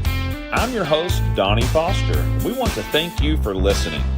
Now, during halftime, we are playing ads from all of our sponsors. These local businesses and organizations make this broadcast possible. So take note of each business and organization and be sure to visit them soon. When you do, let them know you appreciate their involvement in Brewer High School and our community. If you would like to become a sponsor, well, there are many ways to get involved. Just send us a message through one of our social media accounts, and we will help you join the team. Go Bears! All right, folks, let's get started. Parents, thanks for coming. As many of you know, I'm Coach Mather. Tonight I want to talk about the season, of which I only have one expectation: that everybody gets stronger. When I say get stronger, I'm not referring solely to physical strength. Sure, we'll be in the weight room, we'll be running stairs, but we're also going to focus on developing mental toughness and grit, because those are the characteristics that allow us to achieve greatness both on and off the court. So, how do we develop those things? By getting comfortable with a challenge, by cultivating the confidence necessary to overcome adversity in all forms. That's why I coach. That's my purpose. Every member of this team can lean on me, and I'll teach them how they can lean on themselves and each other. This message presented by the UIL and the Texas High School Athletic Directors Association. One of the best innovations in my lifetime is the emergence of rehab facilities that help us recover after surgeries and medical procedures. Baylor Rehab Facilities are right here in our area and can be found through a simple Google search. The fine staff at Baylor is always ready to help you recover and get back to enjoying life at the fullest. Thank you, Baylor, for being an awesome part of our community.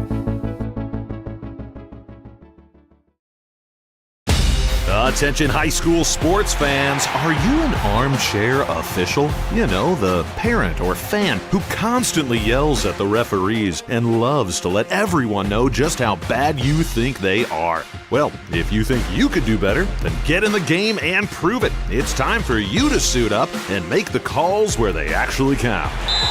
Every sport in Texas needs more officials. Sign up today at highschoolofficials.com. Something everyone appreciates is loyalty. We have two very loyal sponsors here on the Brewer Bear Network, and that's Chili's and EECU. Chili's Bar and Grill, located at 300 Clifford Street, one of the most popular places to eat and just hang out with your friends in the entire area. head on over to Chili's and check out their fantastic menu and tell them you heard about them on the BBN. And of course, EECU, a fantastic credit union that takes care of all of your needs. They're located at 9350 Clifford Street. They have a friendly staff and would love for you to come in and visit them so that they can serve you. Thank you, Chili's and EECU, two of our most loyal sponsors. So let's show them some loyalty and head on over and check out their services.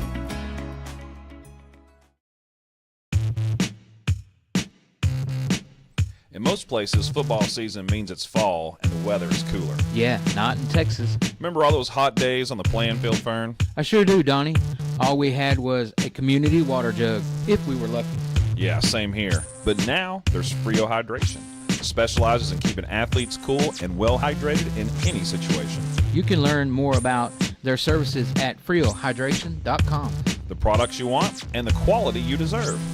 Thanks Frio Hydration.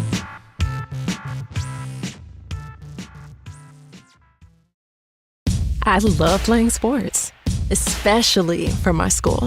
And that's because school sports are special.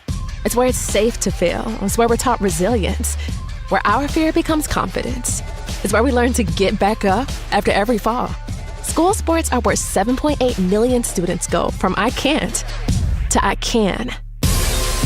This message presented by the UIL and the Texas High School Athletic Directors Association.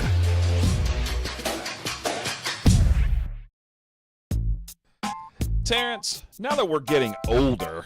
I prefer to say we're getting wiser. Hey, I like that. Anyway, now that we are wiser, what's a good option for delicious but healthy eating? It's got to be Jason's Deli. They have everything from amazing sandwiches to delectable salads. Okay, well, we need to get over there for lunch real soon. Let's do it. The closest location is at 6244 Camp Bowie Boulevard. There are also many locations in the area, so head on over and do your old, wiser body a favor. School sports are played by humans, coached by humans, and officiated by humans. So the next time you're sitting in the stands at a school athletic event, please remember this and maintain your humanity, especially when it comes to judging and critiquing athletes, coaches, and officials. Please show your fellow humans some respect. They'll appreciate your empathy. This message presented by the UIL and the Texas High School Athletic Directors Association. If your business or restaurant is in need of fresh produce, then you're going to want to visit premierproduce.com and learn about all the great services provided by Premier Produce. They're located at 8125 Western Hills Boulevard in Fort Worth. Check them out for all of your produce needs. Then one of our favorite sponsors here on the Brewer Bear Network is Jimmy John's. Jimmy John's has several locations nearby. Check out one of those the next time you're hungry for some delicious food. We want to thank Jimmy John's for providing so much food for us here at the stadium on a regular basis. Jimmy John's is the place to go.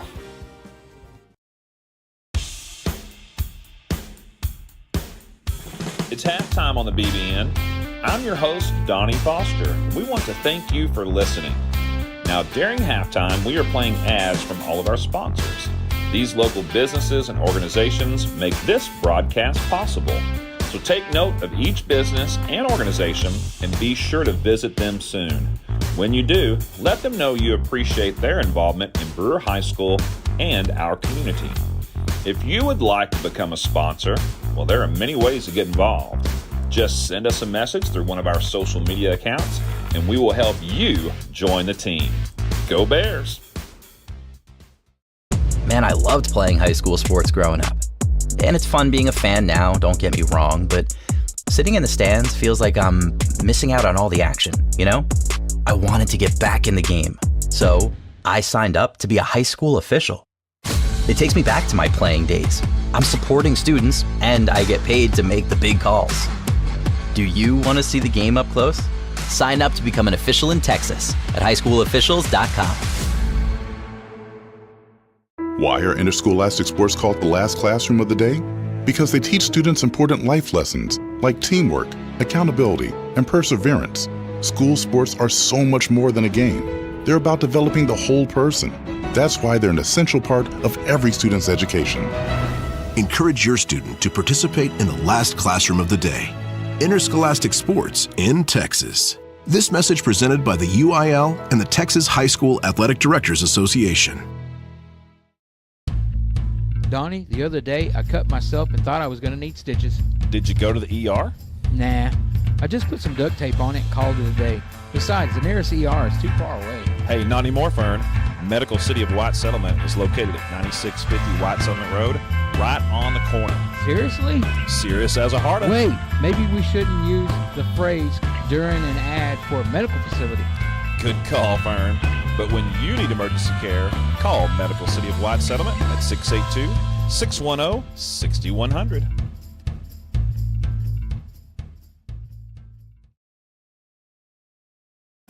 Thanks for joining us here on the BBN. There are several ways to keep up with us here at the Brewer Bear Network.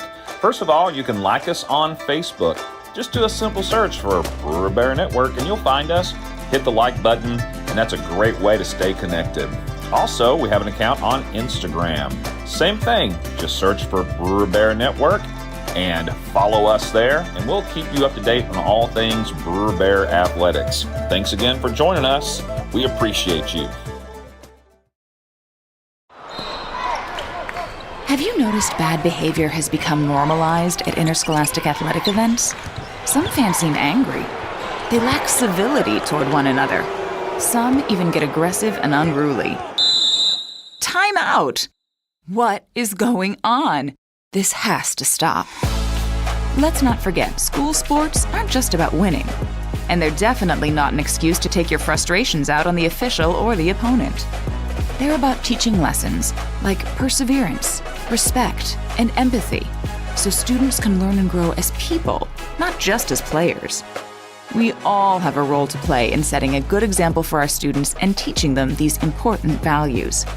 So fans, it's time to step up your game and behave positively at interscholastic athletic events in Texas. This message presented by the UIL and the Texas High School Athletic Directors Association.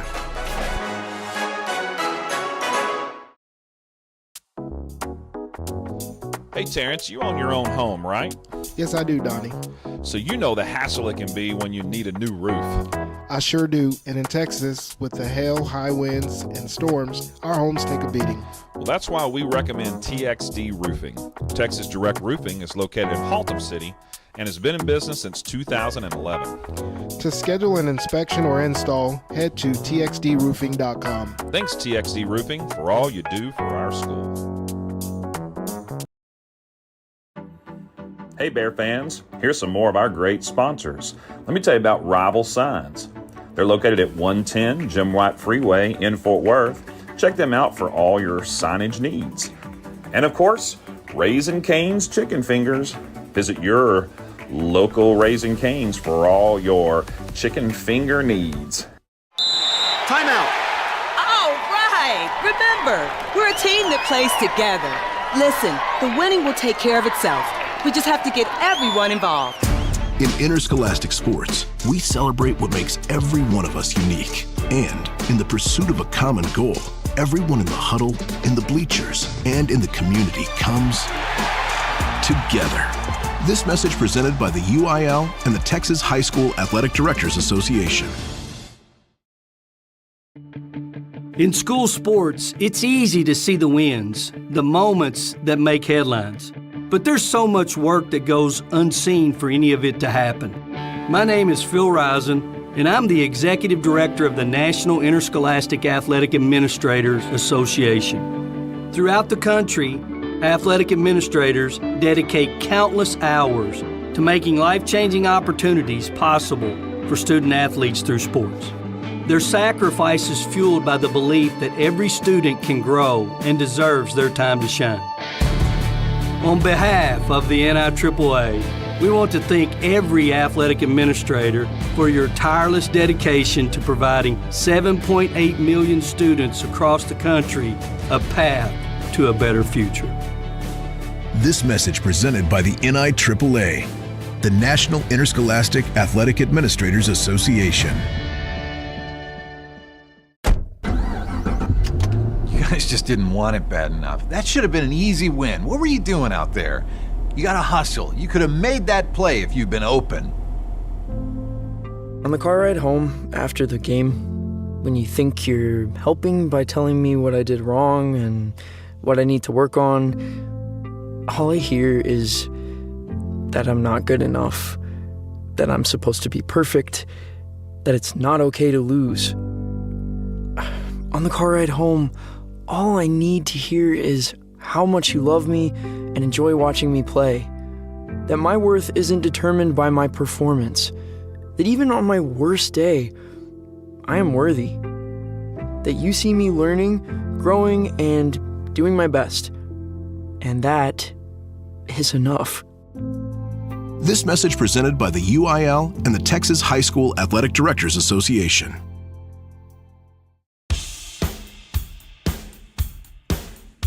It's halftime on the BBN. I'm your host, Donnie Foster. We want to thank you for listening. Now, during halftime, we are playing ads from all of our sponsors. These local businesses and organizations make this broadcast possible. So take note of each business and organization and be sure to visit them soon. When you do, let them know you appreciate their involvement in Brewer High School and our community. If you would like to become a sponsor, well, there are many ways to get involved. Just send us a message through one of our social media accounts, and we will help you join the team. Go Bears!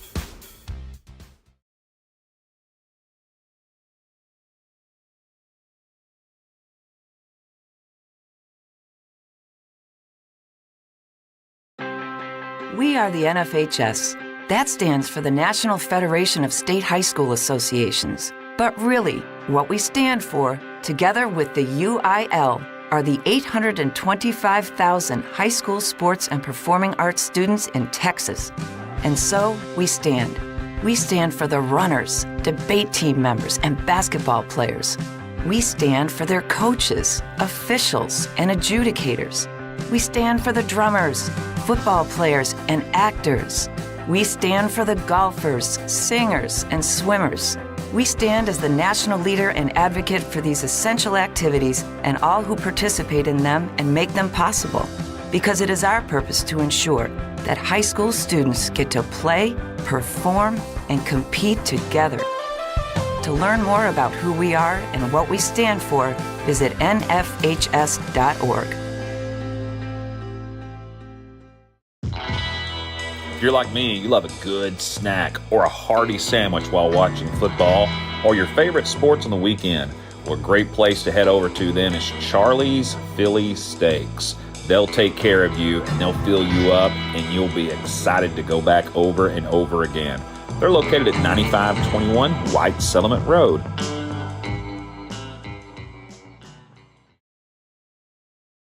What's the biggest myth about interscholastic performing arts? That you have to be the most talented or experienced to participate. The truth is, anyone can be a part of their school's performing arts. There are countless opportunities for students to participate, from theater, choir, and band to speech and debate. The bottom line, if you want to perform, there's a place for you. This message presented by the NFHS and the UIL.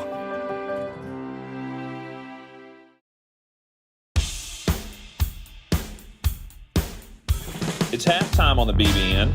I'm your host, Donnie Foster. We want to thank you for listening. Now, during halftime, we are playing ads from all of our sponsors. These local businesses and organizations make this broadcast possible. So take note of each business and organization and be sure to visit them soon. When you do, let them know you appreciate their involvement in Brewer High School and our community. If you would like to become a sponsor, well, there are many ways to get involved. Just send us a message through one of our social media accounts, and we will help you join the team. Go Bears! All right, folks, let's get started. Parents, thanks for coming. As many of you know, I'm Coach Mather.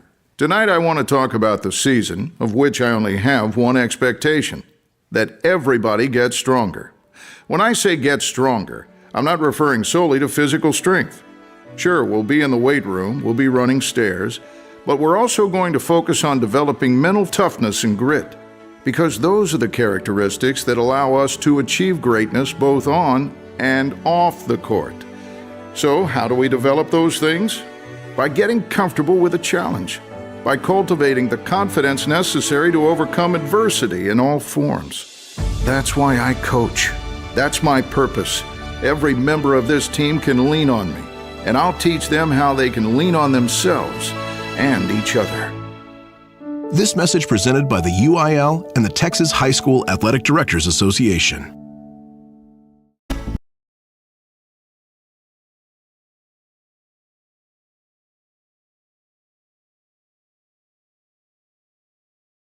Second half coming up, 42-0 is your score. And with some first half stats, here comes the statistician, mathematician himself, Terrence Durham. Take it away.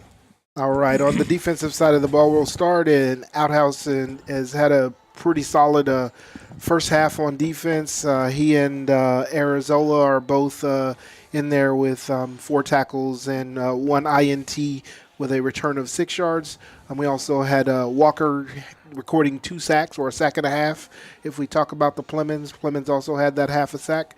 We'll then switch over to the offensive side of the ball, and the Bears had a balanced offensive attack tonight, rushing for 218 yards, of which tonight Houston has carried the lion's share of the load with 149 yards. Coleman with 55 yards rushing, and Carr had that rush for 14 yards. And then on the receiving side, Carr also led the receivers with 149 yards receiving in that first half. And the Bears had 3 players who scored receiving touchdowns, and they have 203 yards rushing for a total of 421 yards of offense in the first half. Nice. So, Coleman with 55 yards rushing? That is correct. Yes. So, unofficially, you had him at 853 yards coming in, so that's 908 yards. So, another 92 yards, and he's at 1,000 for the season. So, and that could happen tonight. It could. Absolutely. We got word that he injured his ankle a little bit, so Houston's carrying a little bit more of the load, so we'll see. We may not see Coleman again tonight. All right, here comes the kickoff. Bears kickoff because they had it first in the first half. Went with a little bit of a onside kick, sort of, a very short bouncing high kick, trying to get the Broncos to fumble, but they were able to come up with it. It almost worked, actually. It bounced off the first player directly to the second player. And so the Broncos will begin this one at their own 45-yard line here to start the third quarter. Bears up 42-0 with a lot of offense. Not a lot of offense for the Broncos, however. Only 3 first downs in the first half for the almost said the Denver Broncos. The Denton Broncos. All right, they'll take it on their own 45-yard line. 3 wide receivers. Handoff up the middle.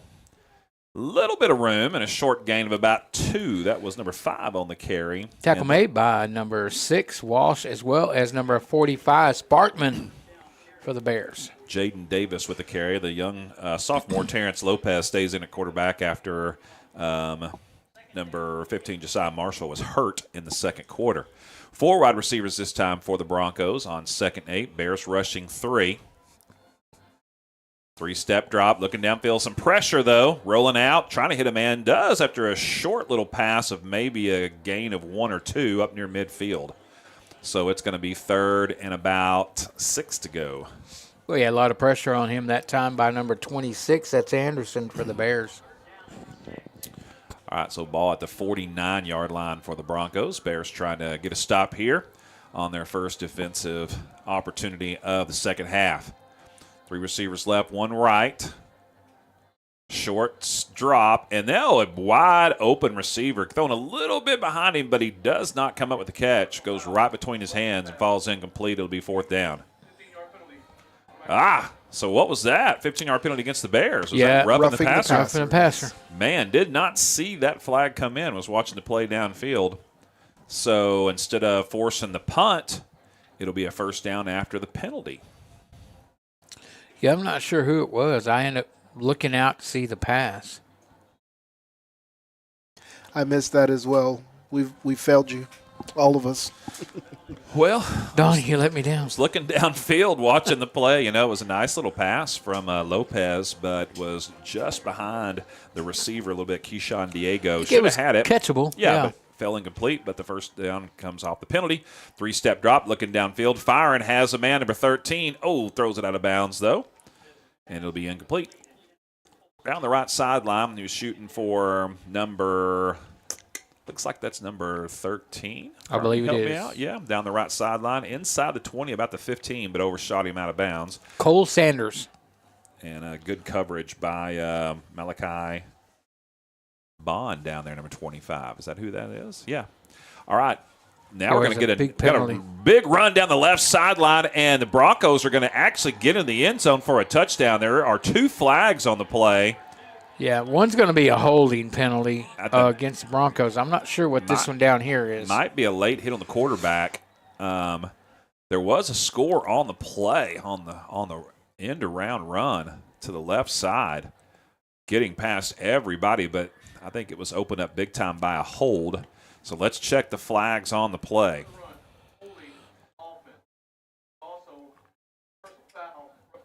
All right, so just as we suspected, holding against the Bears, against the Broncos, and then roughing the passer against the Bears. So it'll be offsetting penalties, replay second down. So instead of the first score of the game for the Broncos, it'll be a replay of second down and 10. Well, it's unfortunate for them because 15 negative minus 10 minus a 10 equals loss of 5. Yeah, I wish they would do that instead of offsetting. I wish you would, whichever penalty was the longest, that team would get that yardage against them or for them, or at least the difference. Yeah, Bears. That's what I mean. Bears showing blitz, nice little run up the middle. It's going to be a nice gain of about 5 yards up to the 31-yard line. Tackle made by number 3 Mandy, as well as number 22 for the Bears. And that's Caleb Walker, the sophomore. Davis on the carry that time, and he checks out. And number 22, White, checks into the game. Lopez stays in the game at QB. It'll be trips left, 1 right for the Bronco receivers. It's a big third down for the Broncos. Yep, third down and about 5 to go. Ball at the 31. Bears trying to get a stop. Maybe 4-down territory for them here in this situation. 3-step drop, stepping up, going to take off and run, going to get the first down and more. Breaks a couple of tackles inside the 20-yard line to the 18. It's a good job by Lopez. Yeah, nice run that time by the Bronco QB. Watch their kicker warm up before the game. He had a range of about 35 yards or so, and that's about it. So they would have to get down to about the 15, to be in field goal range or so. Good stop by number 6 for the Bears on that last play, Walsh. All right, 1st and 10 for the Broncos. Once again, trips left, 1 right. Bears showing blitz.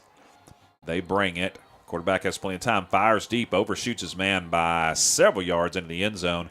Looks like the receiver ran the wrong route or the quarterback threw the wrong route. The way that receiver ducked his head down was like, oh, yeah, I messed up. Yeah.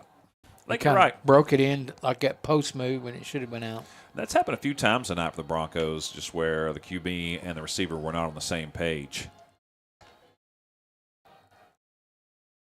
We'll get you some scores from around the district here in just a minute. Broncos spread it out. Bears show blitz. Here they come under pressure, rolling right. Now going to take off and run and drop. Going to be a sack for the Bears defensively. That's a good job by number 22, Caleb Walker, on the tackle for the Bears, a sophomore. Clemens was in there as well as Arizola, taking care of business.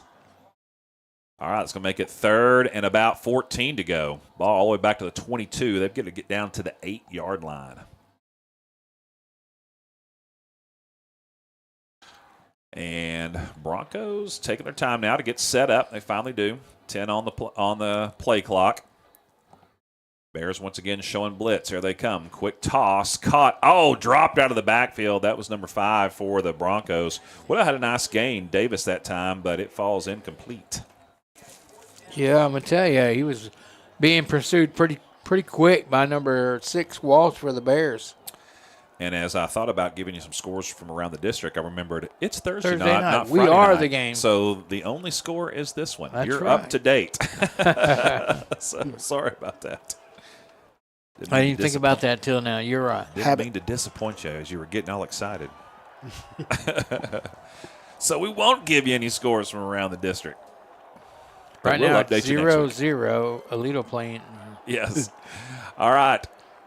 Under hot pursuit is the QB and almost completes the ball inside the 5-yard line, but great defense there that time by the Bears to knock that pass away, and it falls incomplete. Yeah, that was Lucas Cantu, number 25, on that defensive breakup. Was going for it on 4th and 14. Couldn't come up with it. They turn it over on downs, and the Bears will begin their possession at the 22. Well, did you see who the receiver was on that one?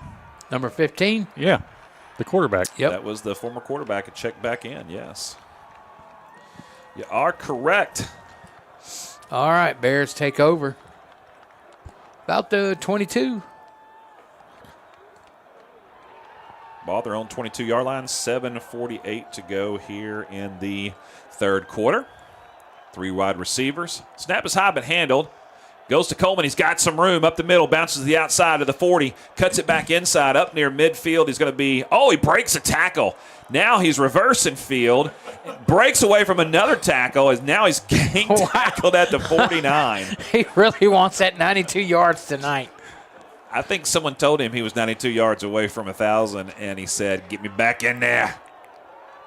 Nice run at the 49-yard line. I tell you what, he cut about 15 times more than he really probably needed to, but wow, that was great. What's the yardage on that one, Terrence? 29 yards on the run.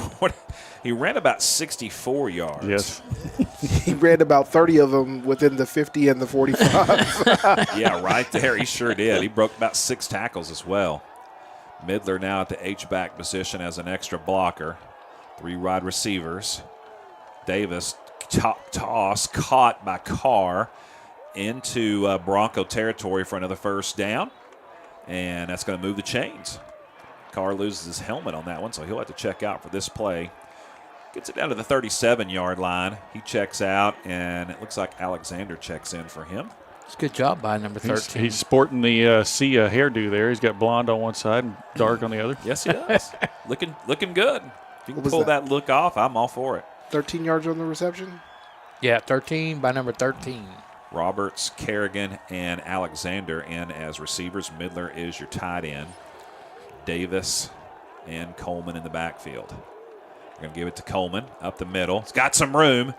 Breaks 2 tackles, stiff arms, barrels forward, another first down to the 23-yard line. Nice job by number 8 just to get upfield on it. Looks like that ankle's fine. Do we have a countdown going? 15 yards on the run. He ain't far if he keeps that up. That's about 34 yards, so he's under 60 now to go. 58 to go, something like that. He may get it. 48. Yeah, you never 48 know. to go. Okay, there you go. 6:15 and counting here in the third quarter. Bears with the ball. First down, ball at the 23-yard line. Same formation this time for the offense. Direct snap goes to Coleman, and he gets to the round to the right side, bounces to the outside, breaks a tackle, now cuts it back in, dives forward near the 11-yard line, gets another first down. 12 yards on the run. What is going on? He's on another planet Fun tonight. to watch. He's like, that is great. He's like, they're going to sit me down here in a little bit. I better I'm make the getting best everything of I it. can out of it. Wow. And every run is dynamic. Like a man on a mission tonight. If I'm the Broncos, I'm like, dude, could you just sit down? Could you just stop, please? They don't want Houston. Houston's already chomped them up, too. So. All right. First down ball at the 12 for the Bears. 3 wide receivers set. Hand off to Coleman once again up the middle. Now he runs out of steam and is tackled right at the line of scrimmage. Yeah. He never got to the 10, but they gave him forward progress to there. Gave him forward progress. I don't know that he ever got to the 12. I don't. Yeah, I was going to 10. say. These guys, giving us forward progress, kind of like it was being given out the last couple of weeks against us. Generosity. Yeah.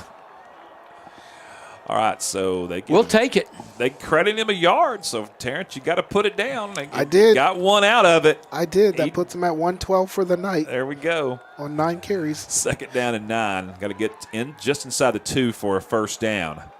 Now Roberts comes in motion. 3-step drop. Davis rolls out to his right, looking downfield, going to take off and run. Now makes a business decision, steps out of bounds before he gets nailed. And you got to throw that away. Throw that thing out the back of the end zone. He lost 3 yards. Yeah, I think he thought for a moment that he could get to the line of scrimmage and maybe, be no loss or no gain, but at the last second he's like, nope, things get popped, stepped out. That happens. And he's made some really good decisions tonight all around, so hard to fault him on that one. Absolutely. Does make it 3rd and 9, though. Backs the ball up to about the 13. 4 wide receivers for the Bears this time.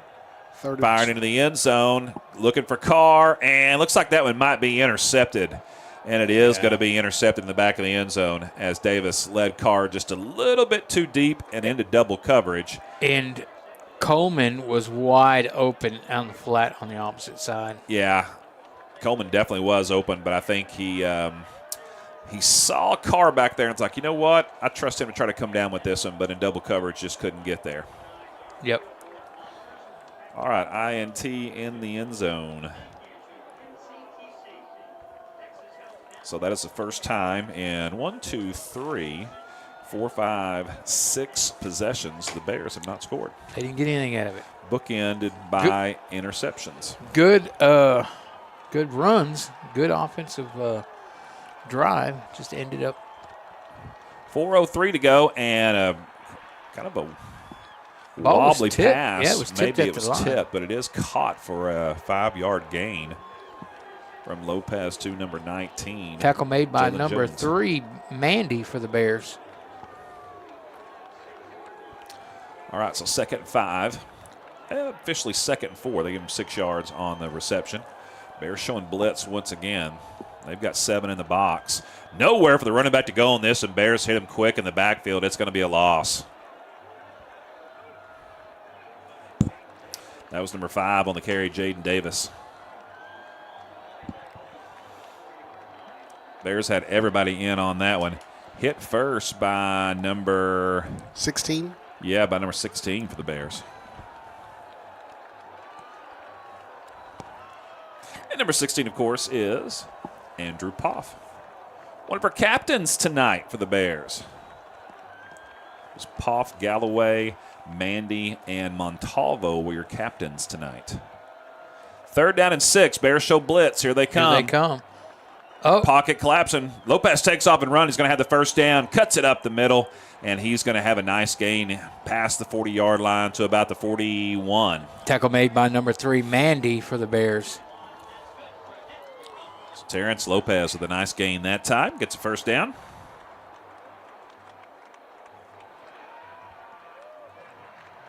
That's the 5th first down for the Broncos tonight. 9 possessions, but only 5 first downs. Ball at the 41. They spread it out this time. Handoff fake, quick toss, caught. Number 11, the speedster. But as soon as he catches it, he slips and falls. That was Jordan Sanchez. Beasley Jr. Yeah, little Beasley Jr., Danny Amendola type.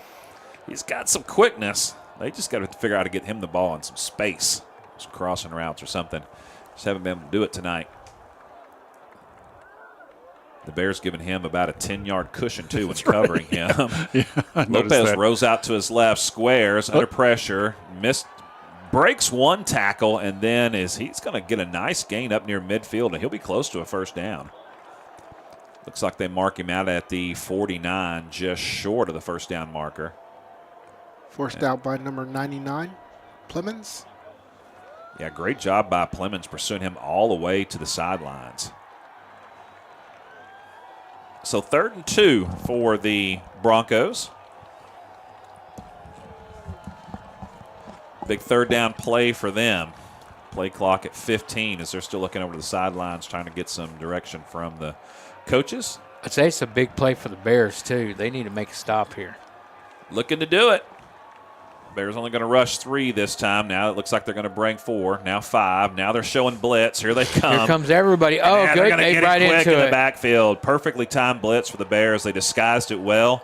Came on just a little bit of a delay and dropped him for a 3-yard loss, and it's going to be 4th and long.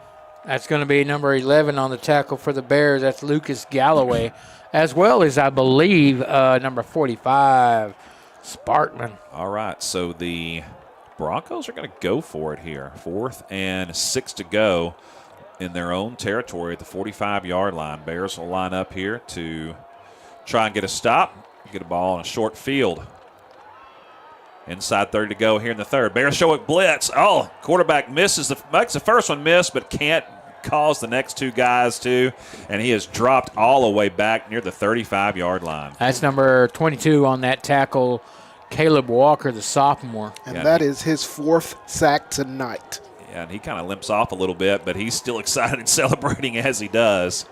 So they actually give him forward progress up to the 39-yard line. But it'll be over on downs for the second time in a row here for the Bears. All right, great field position. 3.5. Thanks to the Bear defense, the offense is going to have some great field position. All right, 28 ticks to go here. Ball at their 39-yard line. Best starting position for the Bears. Handoff. Houston hit quickly, dropped for a 2-yard loss. Yeah, he was hit as soon as he touched the ball.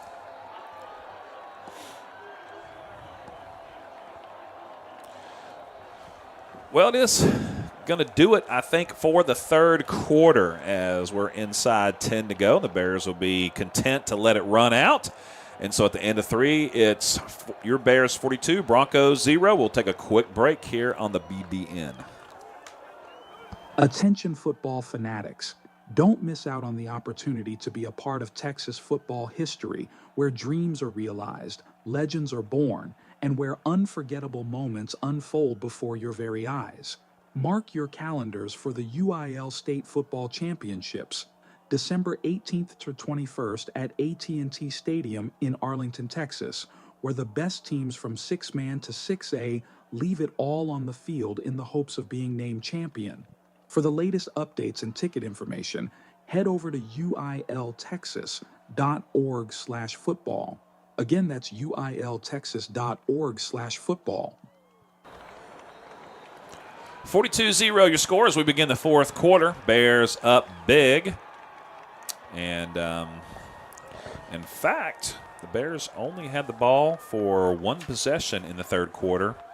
One possession and one play. Very different from the rest of the game because they had the ball four times in the first quarter alone. All right, here comes the Bears. 2nd and 12.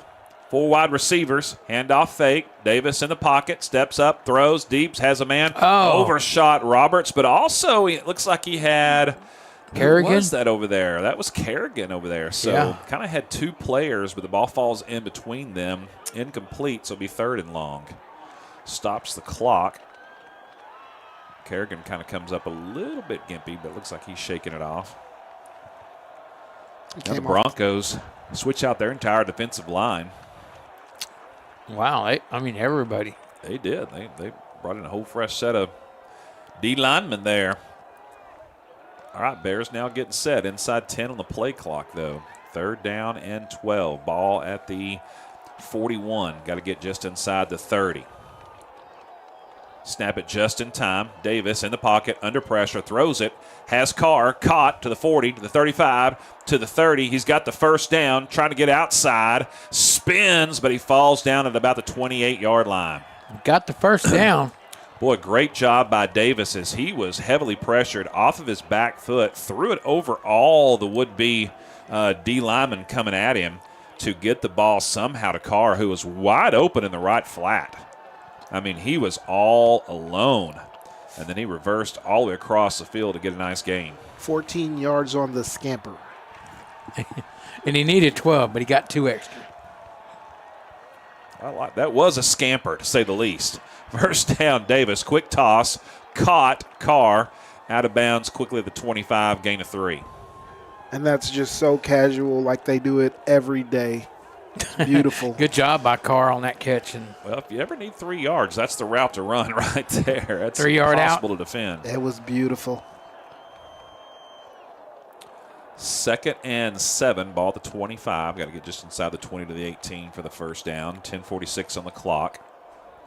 4 wide receivers this time. Houston still in the game with Davis in the backfield. Broncos with 3 down linemen. Now they're showing blitz. A couple extra come. Handoff at the middle. Houston powers forward. He picks up a few, maybe 3, maybe 4. Okay, he got 4 out of it. They got him marked at the 21.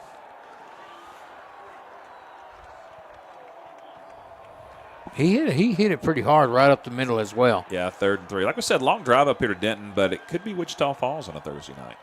Yeah. I'm fine with where we're at. It's not. All right, 3rd and 3 for the Bears. A short 3. They spread it out. Roberts comes in motion. Handoff goes to Houston. He's got some room. Cuts back inside. First down and more to the 10, to the 5. Breaks a couple tackles and somersaults into the end zone. Touchdown, Bears. Houston said, I need that. With a little bit of a flare, he gets in. 21 yards on the run. I never saw an official signal, but he got in. The somersault threw him off. I think so. 21-yard touchdown run. I guess we are in the 4th quarter. The tuck and roll. That was the tuck and roll. If you remember the old Star Fox video game where they used to say, try a barrel roll. That's exactly what he did. Oh, the extra point is blocked. And Broncos attempt to return it, but instead it's a gang tackle. And it'll be 48-0. They've been coming close. I was going to say that. But that looked like that got blocked right up the middle. Well, the Bears were good on 6 in a row tonight. They struggled a couple of weeks ago, so they have greatly improved in that area. Getting a lot of practice in tonight. Heard at halftime the Broncos have yet to score any points at home this year. That's got to be rough. Hey, Houston has scored 18 points tonight alone. Yeah. So, been a rough season for the Denver Broncos. Denton You want to say it so bad. It's so close. Get it. It's Just like get it out. Denver. It's purple, not orange. True that. True that. 48-zip, 9:52 to go in the game. Bears set to kick off. I'm still confused why they don't have number 9 back there. That kid is blazing fast. Yeah, they've got some speedsters.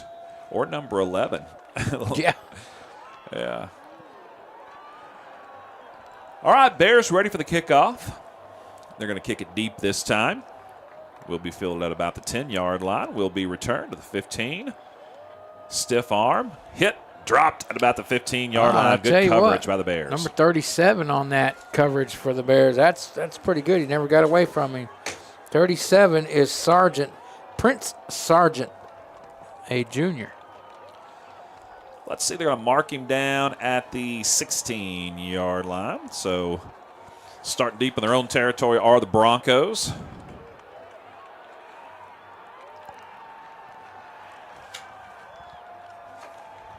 Those who came to watch the game are still here. Same crowd across the way. That's good.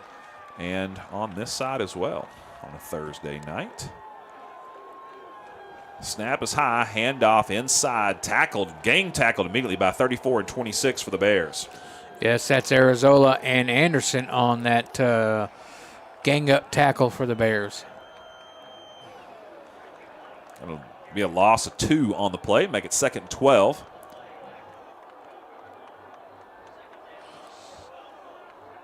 And number 15 back in at QB, or is he in at wide receiver? He is in at wide receiver for the Broncos. And Lopez stays in at QB, number 22, Reggie White. At running back. At running back. Not that Reggie White, but the other one. Quick toss across the middle. Oh, overshoots his man on a quick slant, shooting for number 19. He was kind of in triple coverage, though. Yeah. So if they really had to thread the needle to get that one in there. Couldn't quite do it. And he had to get that ball out quick because the Bears had pressure coming up after him. Yeah, and Jalen Jones, 6'3", 180. He's a big old young man. He's got some size to him, but have not been able to connect with him too much tonight. As well as is Josiah Marshall, the quarterback. He's only listed at 5'8". He looks a lot bigger than that. He looks more than 5'8". Yeah, he really does. Broncos spread it out on 3rd and 12. Handoff fake, looking downfield. Lopez, time to throw. Throws, caught on a nice climbing ladder catch for number 19 that time, Jones, but he's going to be about a yard short of the first down. Good tackle by number 2 for the Bears, Clyde Love on that tackle. And they're going to go for it. It is 4th and 1. So they needed 12, got 11. That was a really nice catch by Jones as he really climbed the ladder to get up there and bring that catch in. Hauled it in for a nice gain, and so the Broncos are getting some direction with the sideline. They'll go for it here on 4th and 1. They'll line up in a spread formation. Bears like to run out of this formation, but the Broncos have thrown out of it most of the time. Let's see what they do here on 4th and 1. They do hand it off. Hit the backfield, and it's going to be close. Oh. I don't think he got there. They bring him down to the 25, right at the line of scrimmage, and so the Bears will take over. Yeah, that was a great job by the Bear defense. Who was that on that tackle, Terrence? Number 26. Number 26, Anderson, for the Bears on that tackle. So the Bears 3 possessions in a row force the Broncos to turn it over on downs. Great job. So Bears get it at the 25-yard line. That's great field position. Absolutely. With 8:04 to go here in the game. Coleman pushed Jordan Houston back to the sidelines, goes, nope, it's mine. Coleman looking to get all 25 of these right here, see if he can do it. One man comes in motion. They toss it to him. That's to Carr. He breaks a tackle after a stiff arm and fights his way back to the line of scrimmage. Maybe a loss of a half a yard. Yeah, I think he might have lost that half yard. Coleman's like, yeah, I like that. Give me an extra half yard.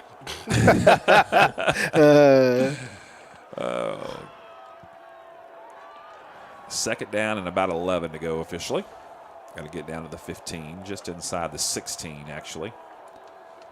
3 wide receivers for the Bears. Midler in there at H-back. Now he comes in motion from the right to the left. Hand off to Coleman, following Midler, up the middle, breaking a tackle, dives forward inside the 20 to the 18. It's a good run by Coleman. 7 yards on the run. All right.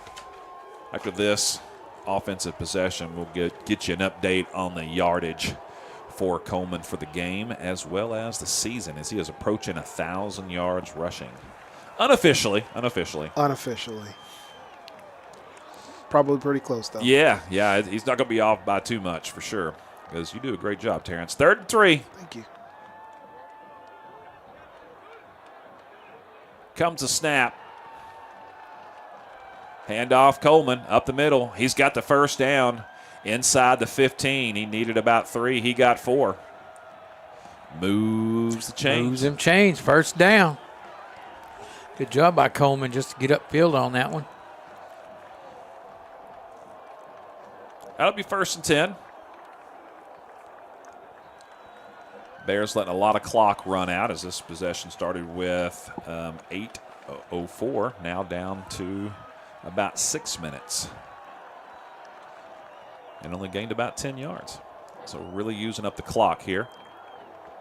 3-step drop for Davis, looking downfield, firing into the end zone, and that one might have been intercepted.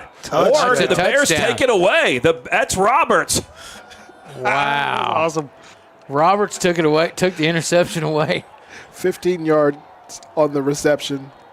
And Devin Roberts with the catch. I thought that ball was going to be intercepted. I want to see the replay on the Jumbotron. That was a takeaway on the ground. That was beautiful.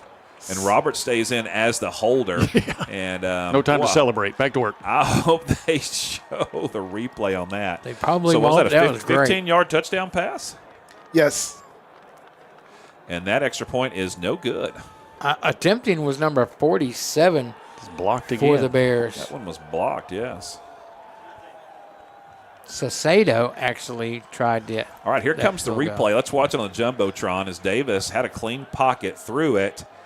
That ball looked like it was kind of dual possession, and Roberts just yanked it out of number 14's hands for the Broncos. Tremario Allen. Wow, Roberts with the strong hands gets the touchdown. And that was the seventh Bear to score tonight. Yeah. The kicker and 6 other individual touchdowns. Makes the score 54-0. Half a hundo to 0. All right, so the count that you guys are so anxious to hear, he is at 976 yards for the season, at 123 for the night. All right, so 24 unofficial more yards needed to get to 1,000. Why do it on the road when you can do it at home? In 2 weeks. In 2 weeks, Yeah, that's right. That's right. Bye week coming up next week. The Bears are probably going to appreciate that. Deep kick falls. No Get one on gets it. Get on it. I think the Bears may have recovered that. That ball hit it by the 10-yard line. That's the Bears' ball. There was not a single Bronco around, and the Bears just out-hustled them to the ball. And Jerry Outhouse, number 4, recovered that ball. Good job, Jerry. I mean, he's just having himself a season, this young man, for sure. All right, so the Bears recovered deep kickoff. I don't even know You how just to don't see that one very often. That's just a lack of hustle on the Broncos' part, honestly. Just did not hustle over to get it. What's the your Bears were streaking downfield. How are you going to stat that one, Terrence? Fumble recovery. All right, here we go. That's an FR. 11-yard line. Houston is in the game. No, it's Coleman. Coleman up the middle. Cuts. Tries to break a tackle. Can't do it. Powers forward, but it's going to be a short gain of about 4. Coleman on that carry for 4. Number 8 for your Bears. Coleman's like, I'm taking it. I'm going. 2nd and 7. So they Can't get a 3. first down just inside the 2 without scoring. 5:33 on the clock here in the game. Left. 3 wide receivers, 1 tight end. Handoff Coleman up the middle. Hit the line of scrimmage. Bounces backwards. Picks up 2. So it's going to be 3rd and 5. I mean, you got 4 down territory if you want it. Or you can kick a field goal if you want it. Let your field goal kicker have some fun here in this one. He's having a hard time with extra points, so They need a little work on those field goals. That's the way I That's look true. at it. Might need that later in the season. I say give it to Coleman again. Let's just run it. There's a really good chance they will. Here we go. 3rd and 6. Ball at the 6. Handoff. Coleman up the middle. Gets into the end zone. Touchdown, Coleman. 6 yards on the carry. Yes, he gets in. So it was 3rd and about 4, actually, and from the 6-yard line. And so he gets in to make that score 60-0.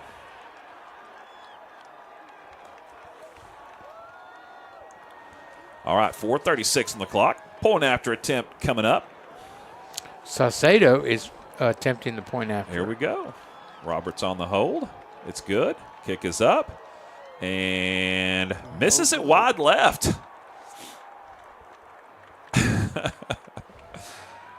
A little fun down on the field as number 59 was coming up to him saying, what you doing, bud? And he ran away from him, Montalvo. All right, so 60-0 is your score. A lot of offense for the Bears tonight. Fun game for them for sure.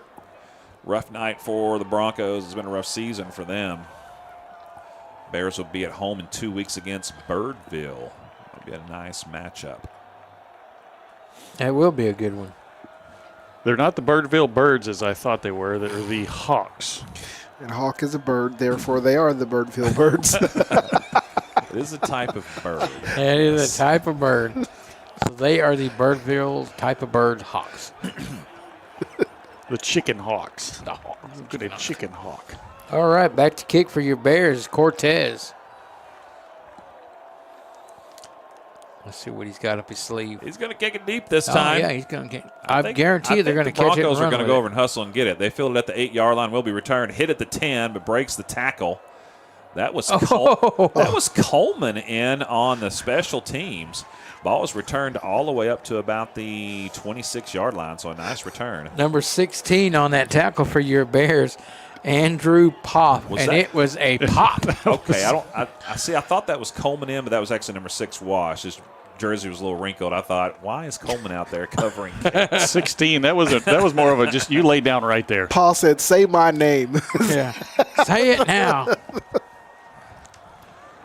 4:28 to go as the Broncos line up on their own 26-yard line here. Their 11th possession of the game. Handoff up the middle. Tripped at the line of scrimmage, or it might have been a nice big gain for them. Shoelace tackle by number 22 for the Bears. Stood it's about a 5-yard gain. It'll be 2nd and 5. Caleb Walker got him a shoelace tackle. Walker is having a phenomenal game.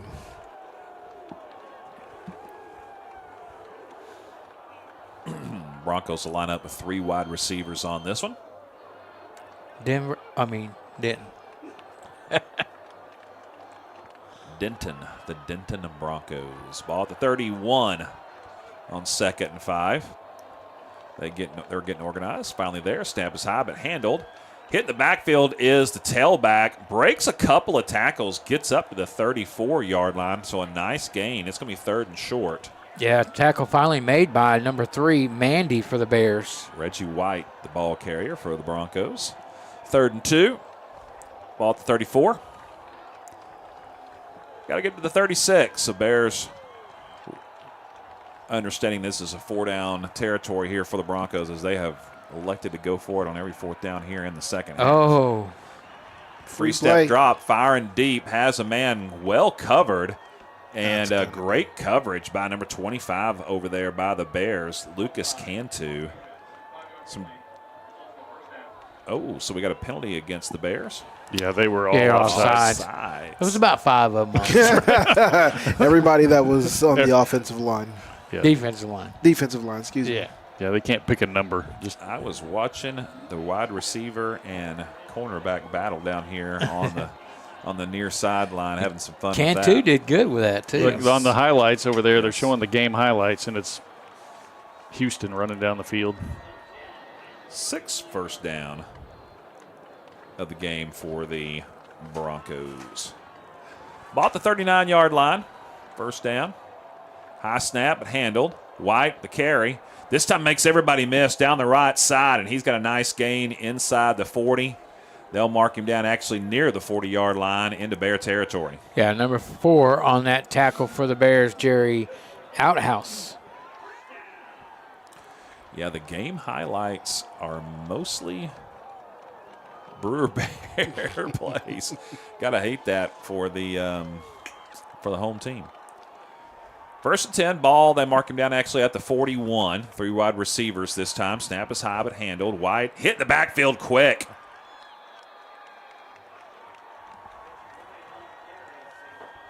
Brought down quickly that time by Jordan Anderson, number 26. Big-time game tonight for Anderson. And loss of maybe 2 on the play, or at least 1. They'll give him a loss of 1. It'll be 2nd and 11.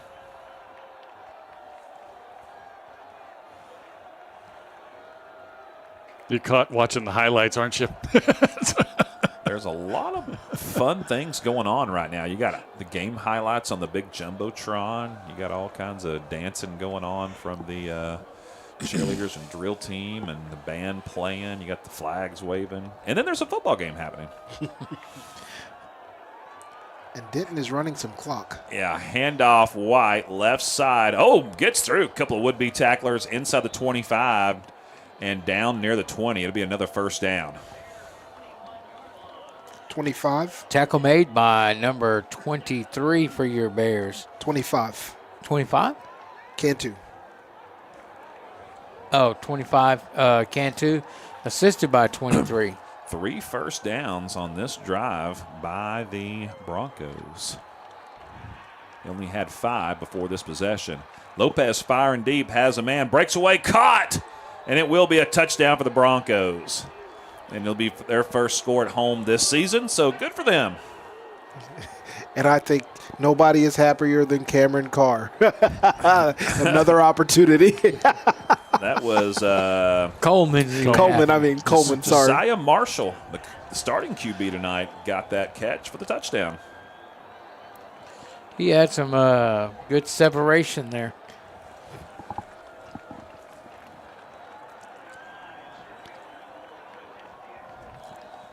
All right, extra point is up and good, so that'll make it 60-7.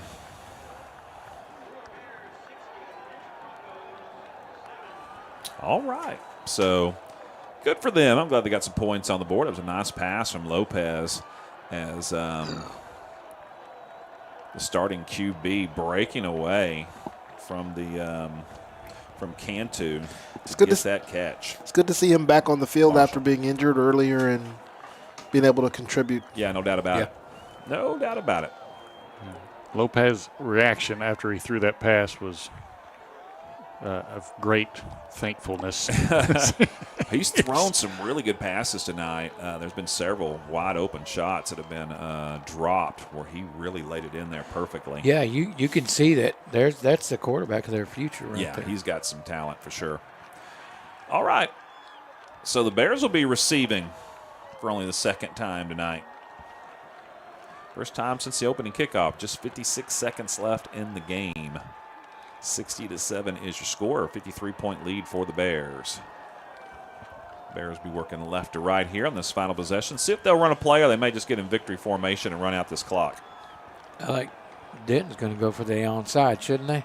Well, we'll see. They're kind of stacking guys up over here on the near side, looking for some direction from the sidelines. See what happens here. So if they onside kick, do you continue to play? I mean, this depends on what you want to do. If you want to pad some stats or not tonight, I think. They are going to go for the onside kick. Nope, they changed their mind and kick it deep. And it'll go into the into and out of the back of the end zone for a touchback.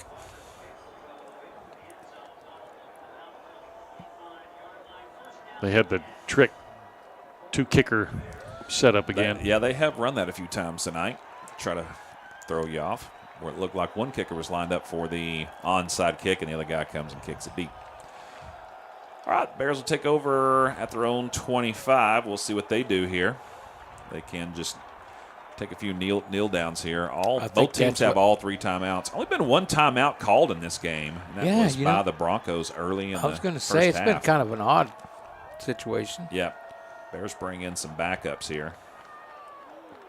Bears are going to get in victory formation, take a kneel at the 19, and they'll have to do that just one more time. Yeah.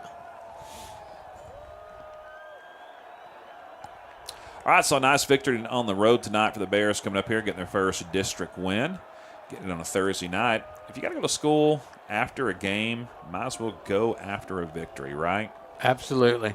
Bears makes it a little bit better. Yeah, victory formation once again for the Bears. Take a kneel, and that will do it. Both teams lined up and ready to go. All right, so final score is going to be 60-7. Terrence, since we're on the road, take it away and give us those final stats. All right, so leading the rushing tonight, we'll start there, and it's Houston. Houston had 172. And Cameron Coleman ended up with 134 tonight. And that is a nice stat because that puts him at 987 yards for the season. 13 short of a grand. Listen, he also had a rushing touchdown. Houston had 3 rushing touchdowns with that 172 yards. And then we will drop down into the receiving. Carr had a breakout game. I mean, he had 179 yards through the air, and he is actually the leading yardage receiving tonight and the leading yards for the game with 179. And Roberts had 33, and Roberts, Kerrigan, Carr, and Midler each scored a touchdown tonight as well. So that's the 6 players scoring touchdowns for the Bears tonight.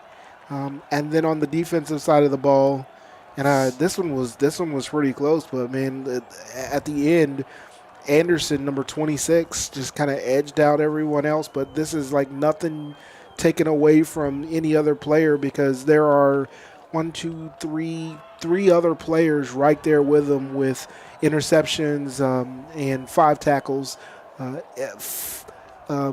Walker had 3.5 sacks and 4 additional tackles tonight. Outside of those, and then Outhouse with the fumble recovery and 5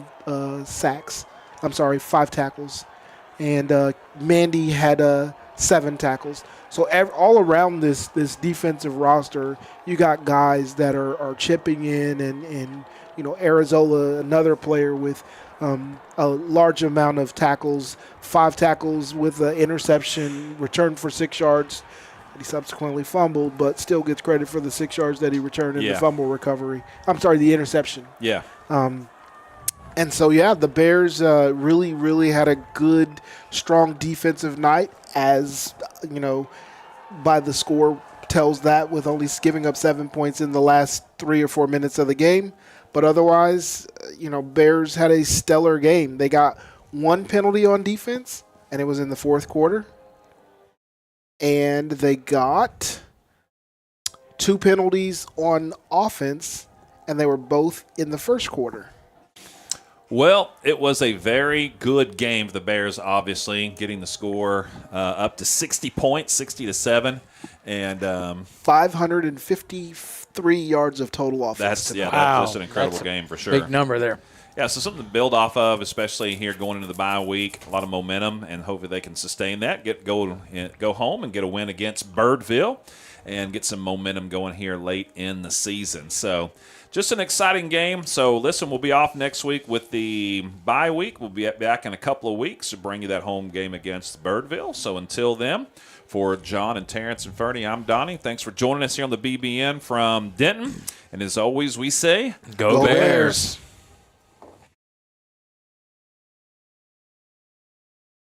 Thanks for joining us here on the BBN. There are several ways to keep up with us here at the Brewer Bear Network. First of all, you can like us on Facebook. Just do a simple search for Brewer Bear Network and you'll find us. Hit the like button, and that's a great way to stay connected. Also, we have an account on Instagram. Same thing, just search for Brewer Bear Network and follow us there, and we'll keep you up to date on all things Brewer Bear athletics. Thanks again for joining us. We appreciate you.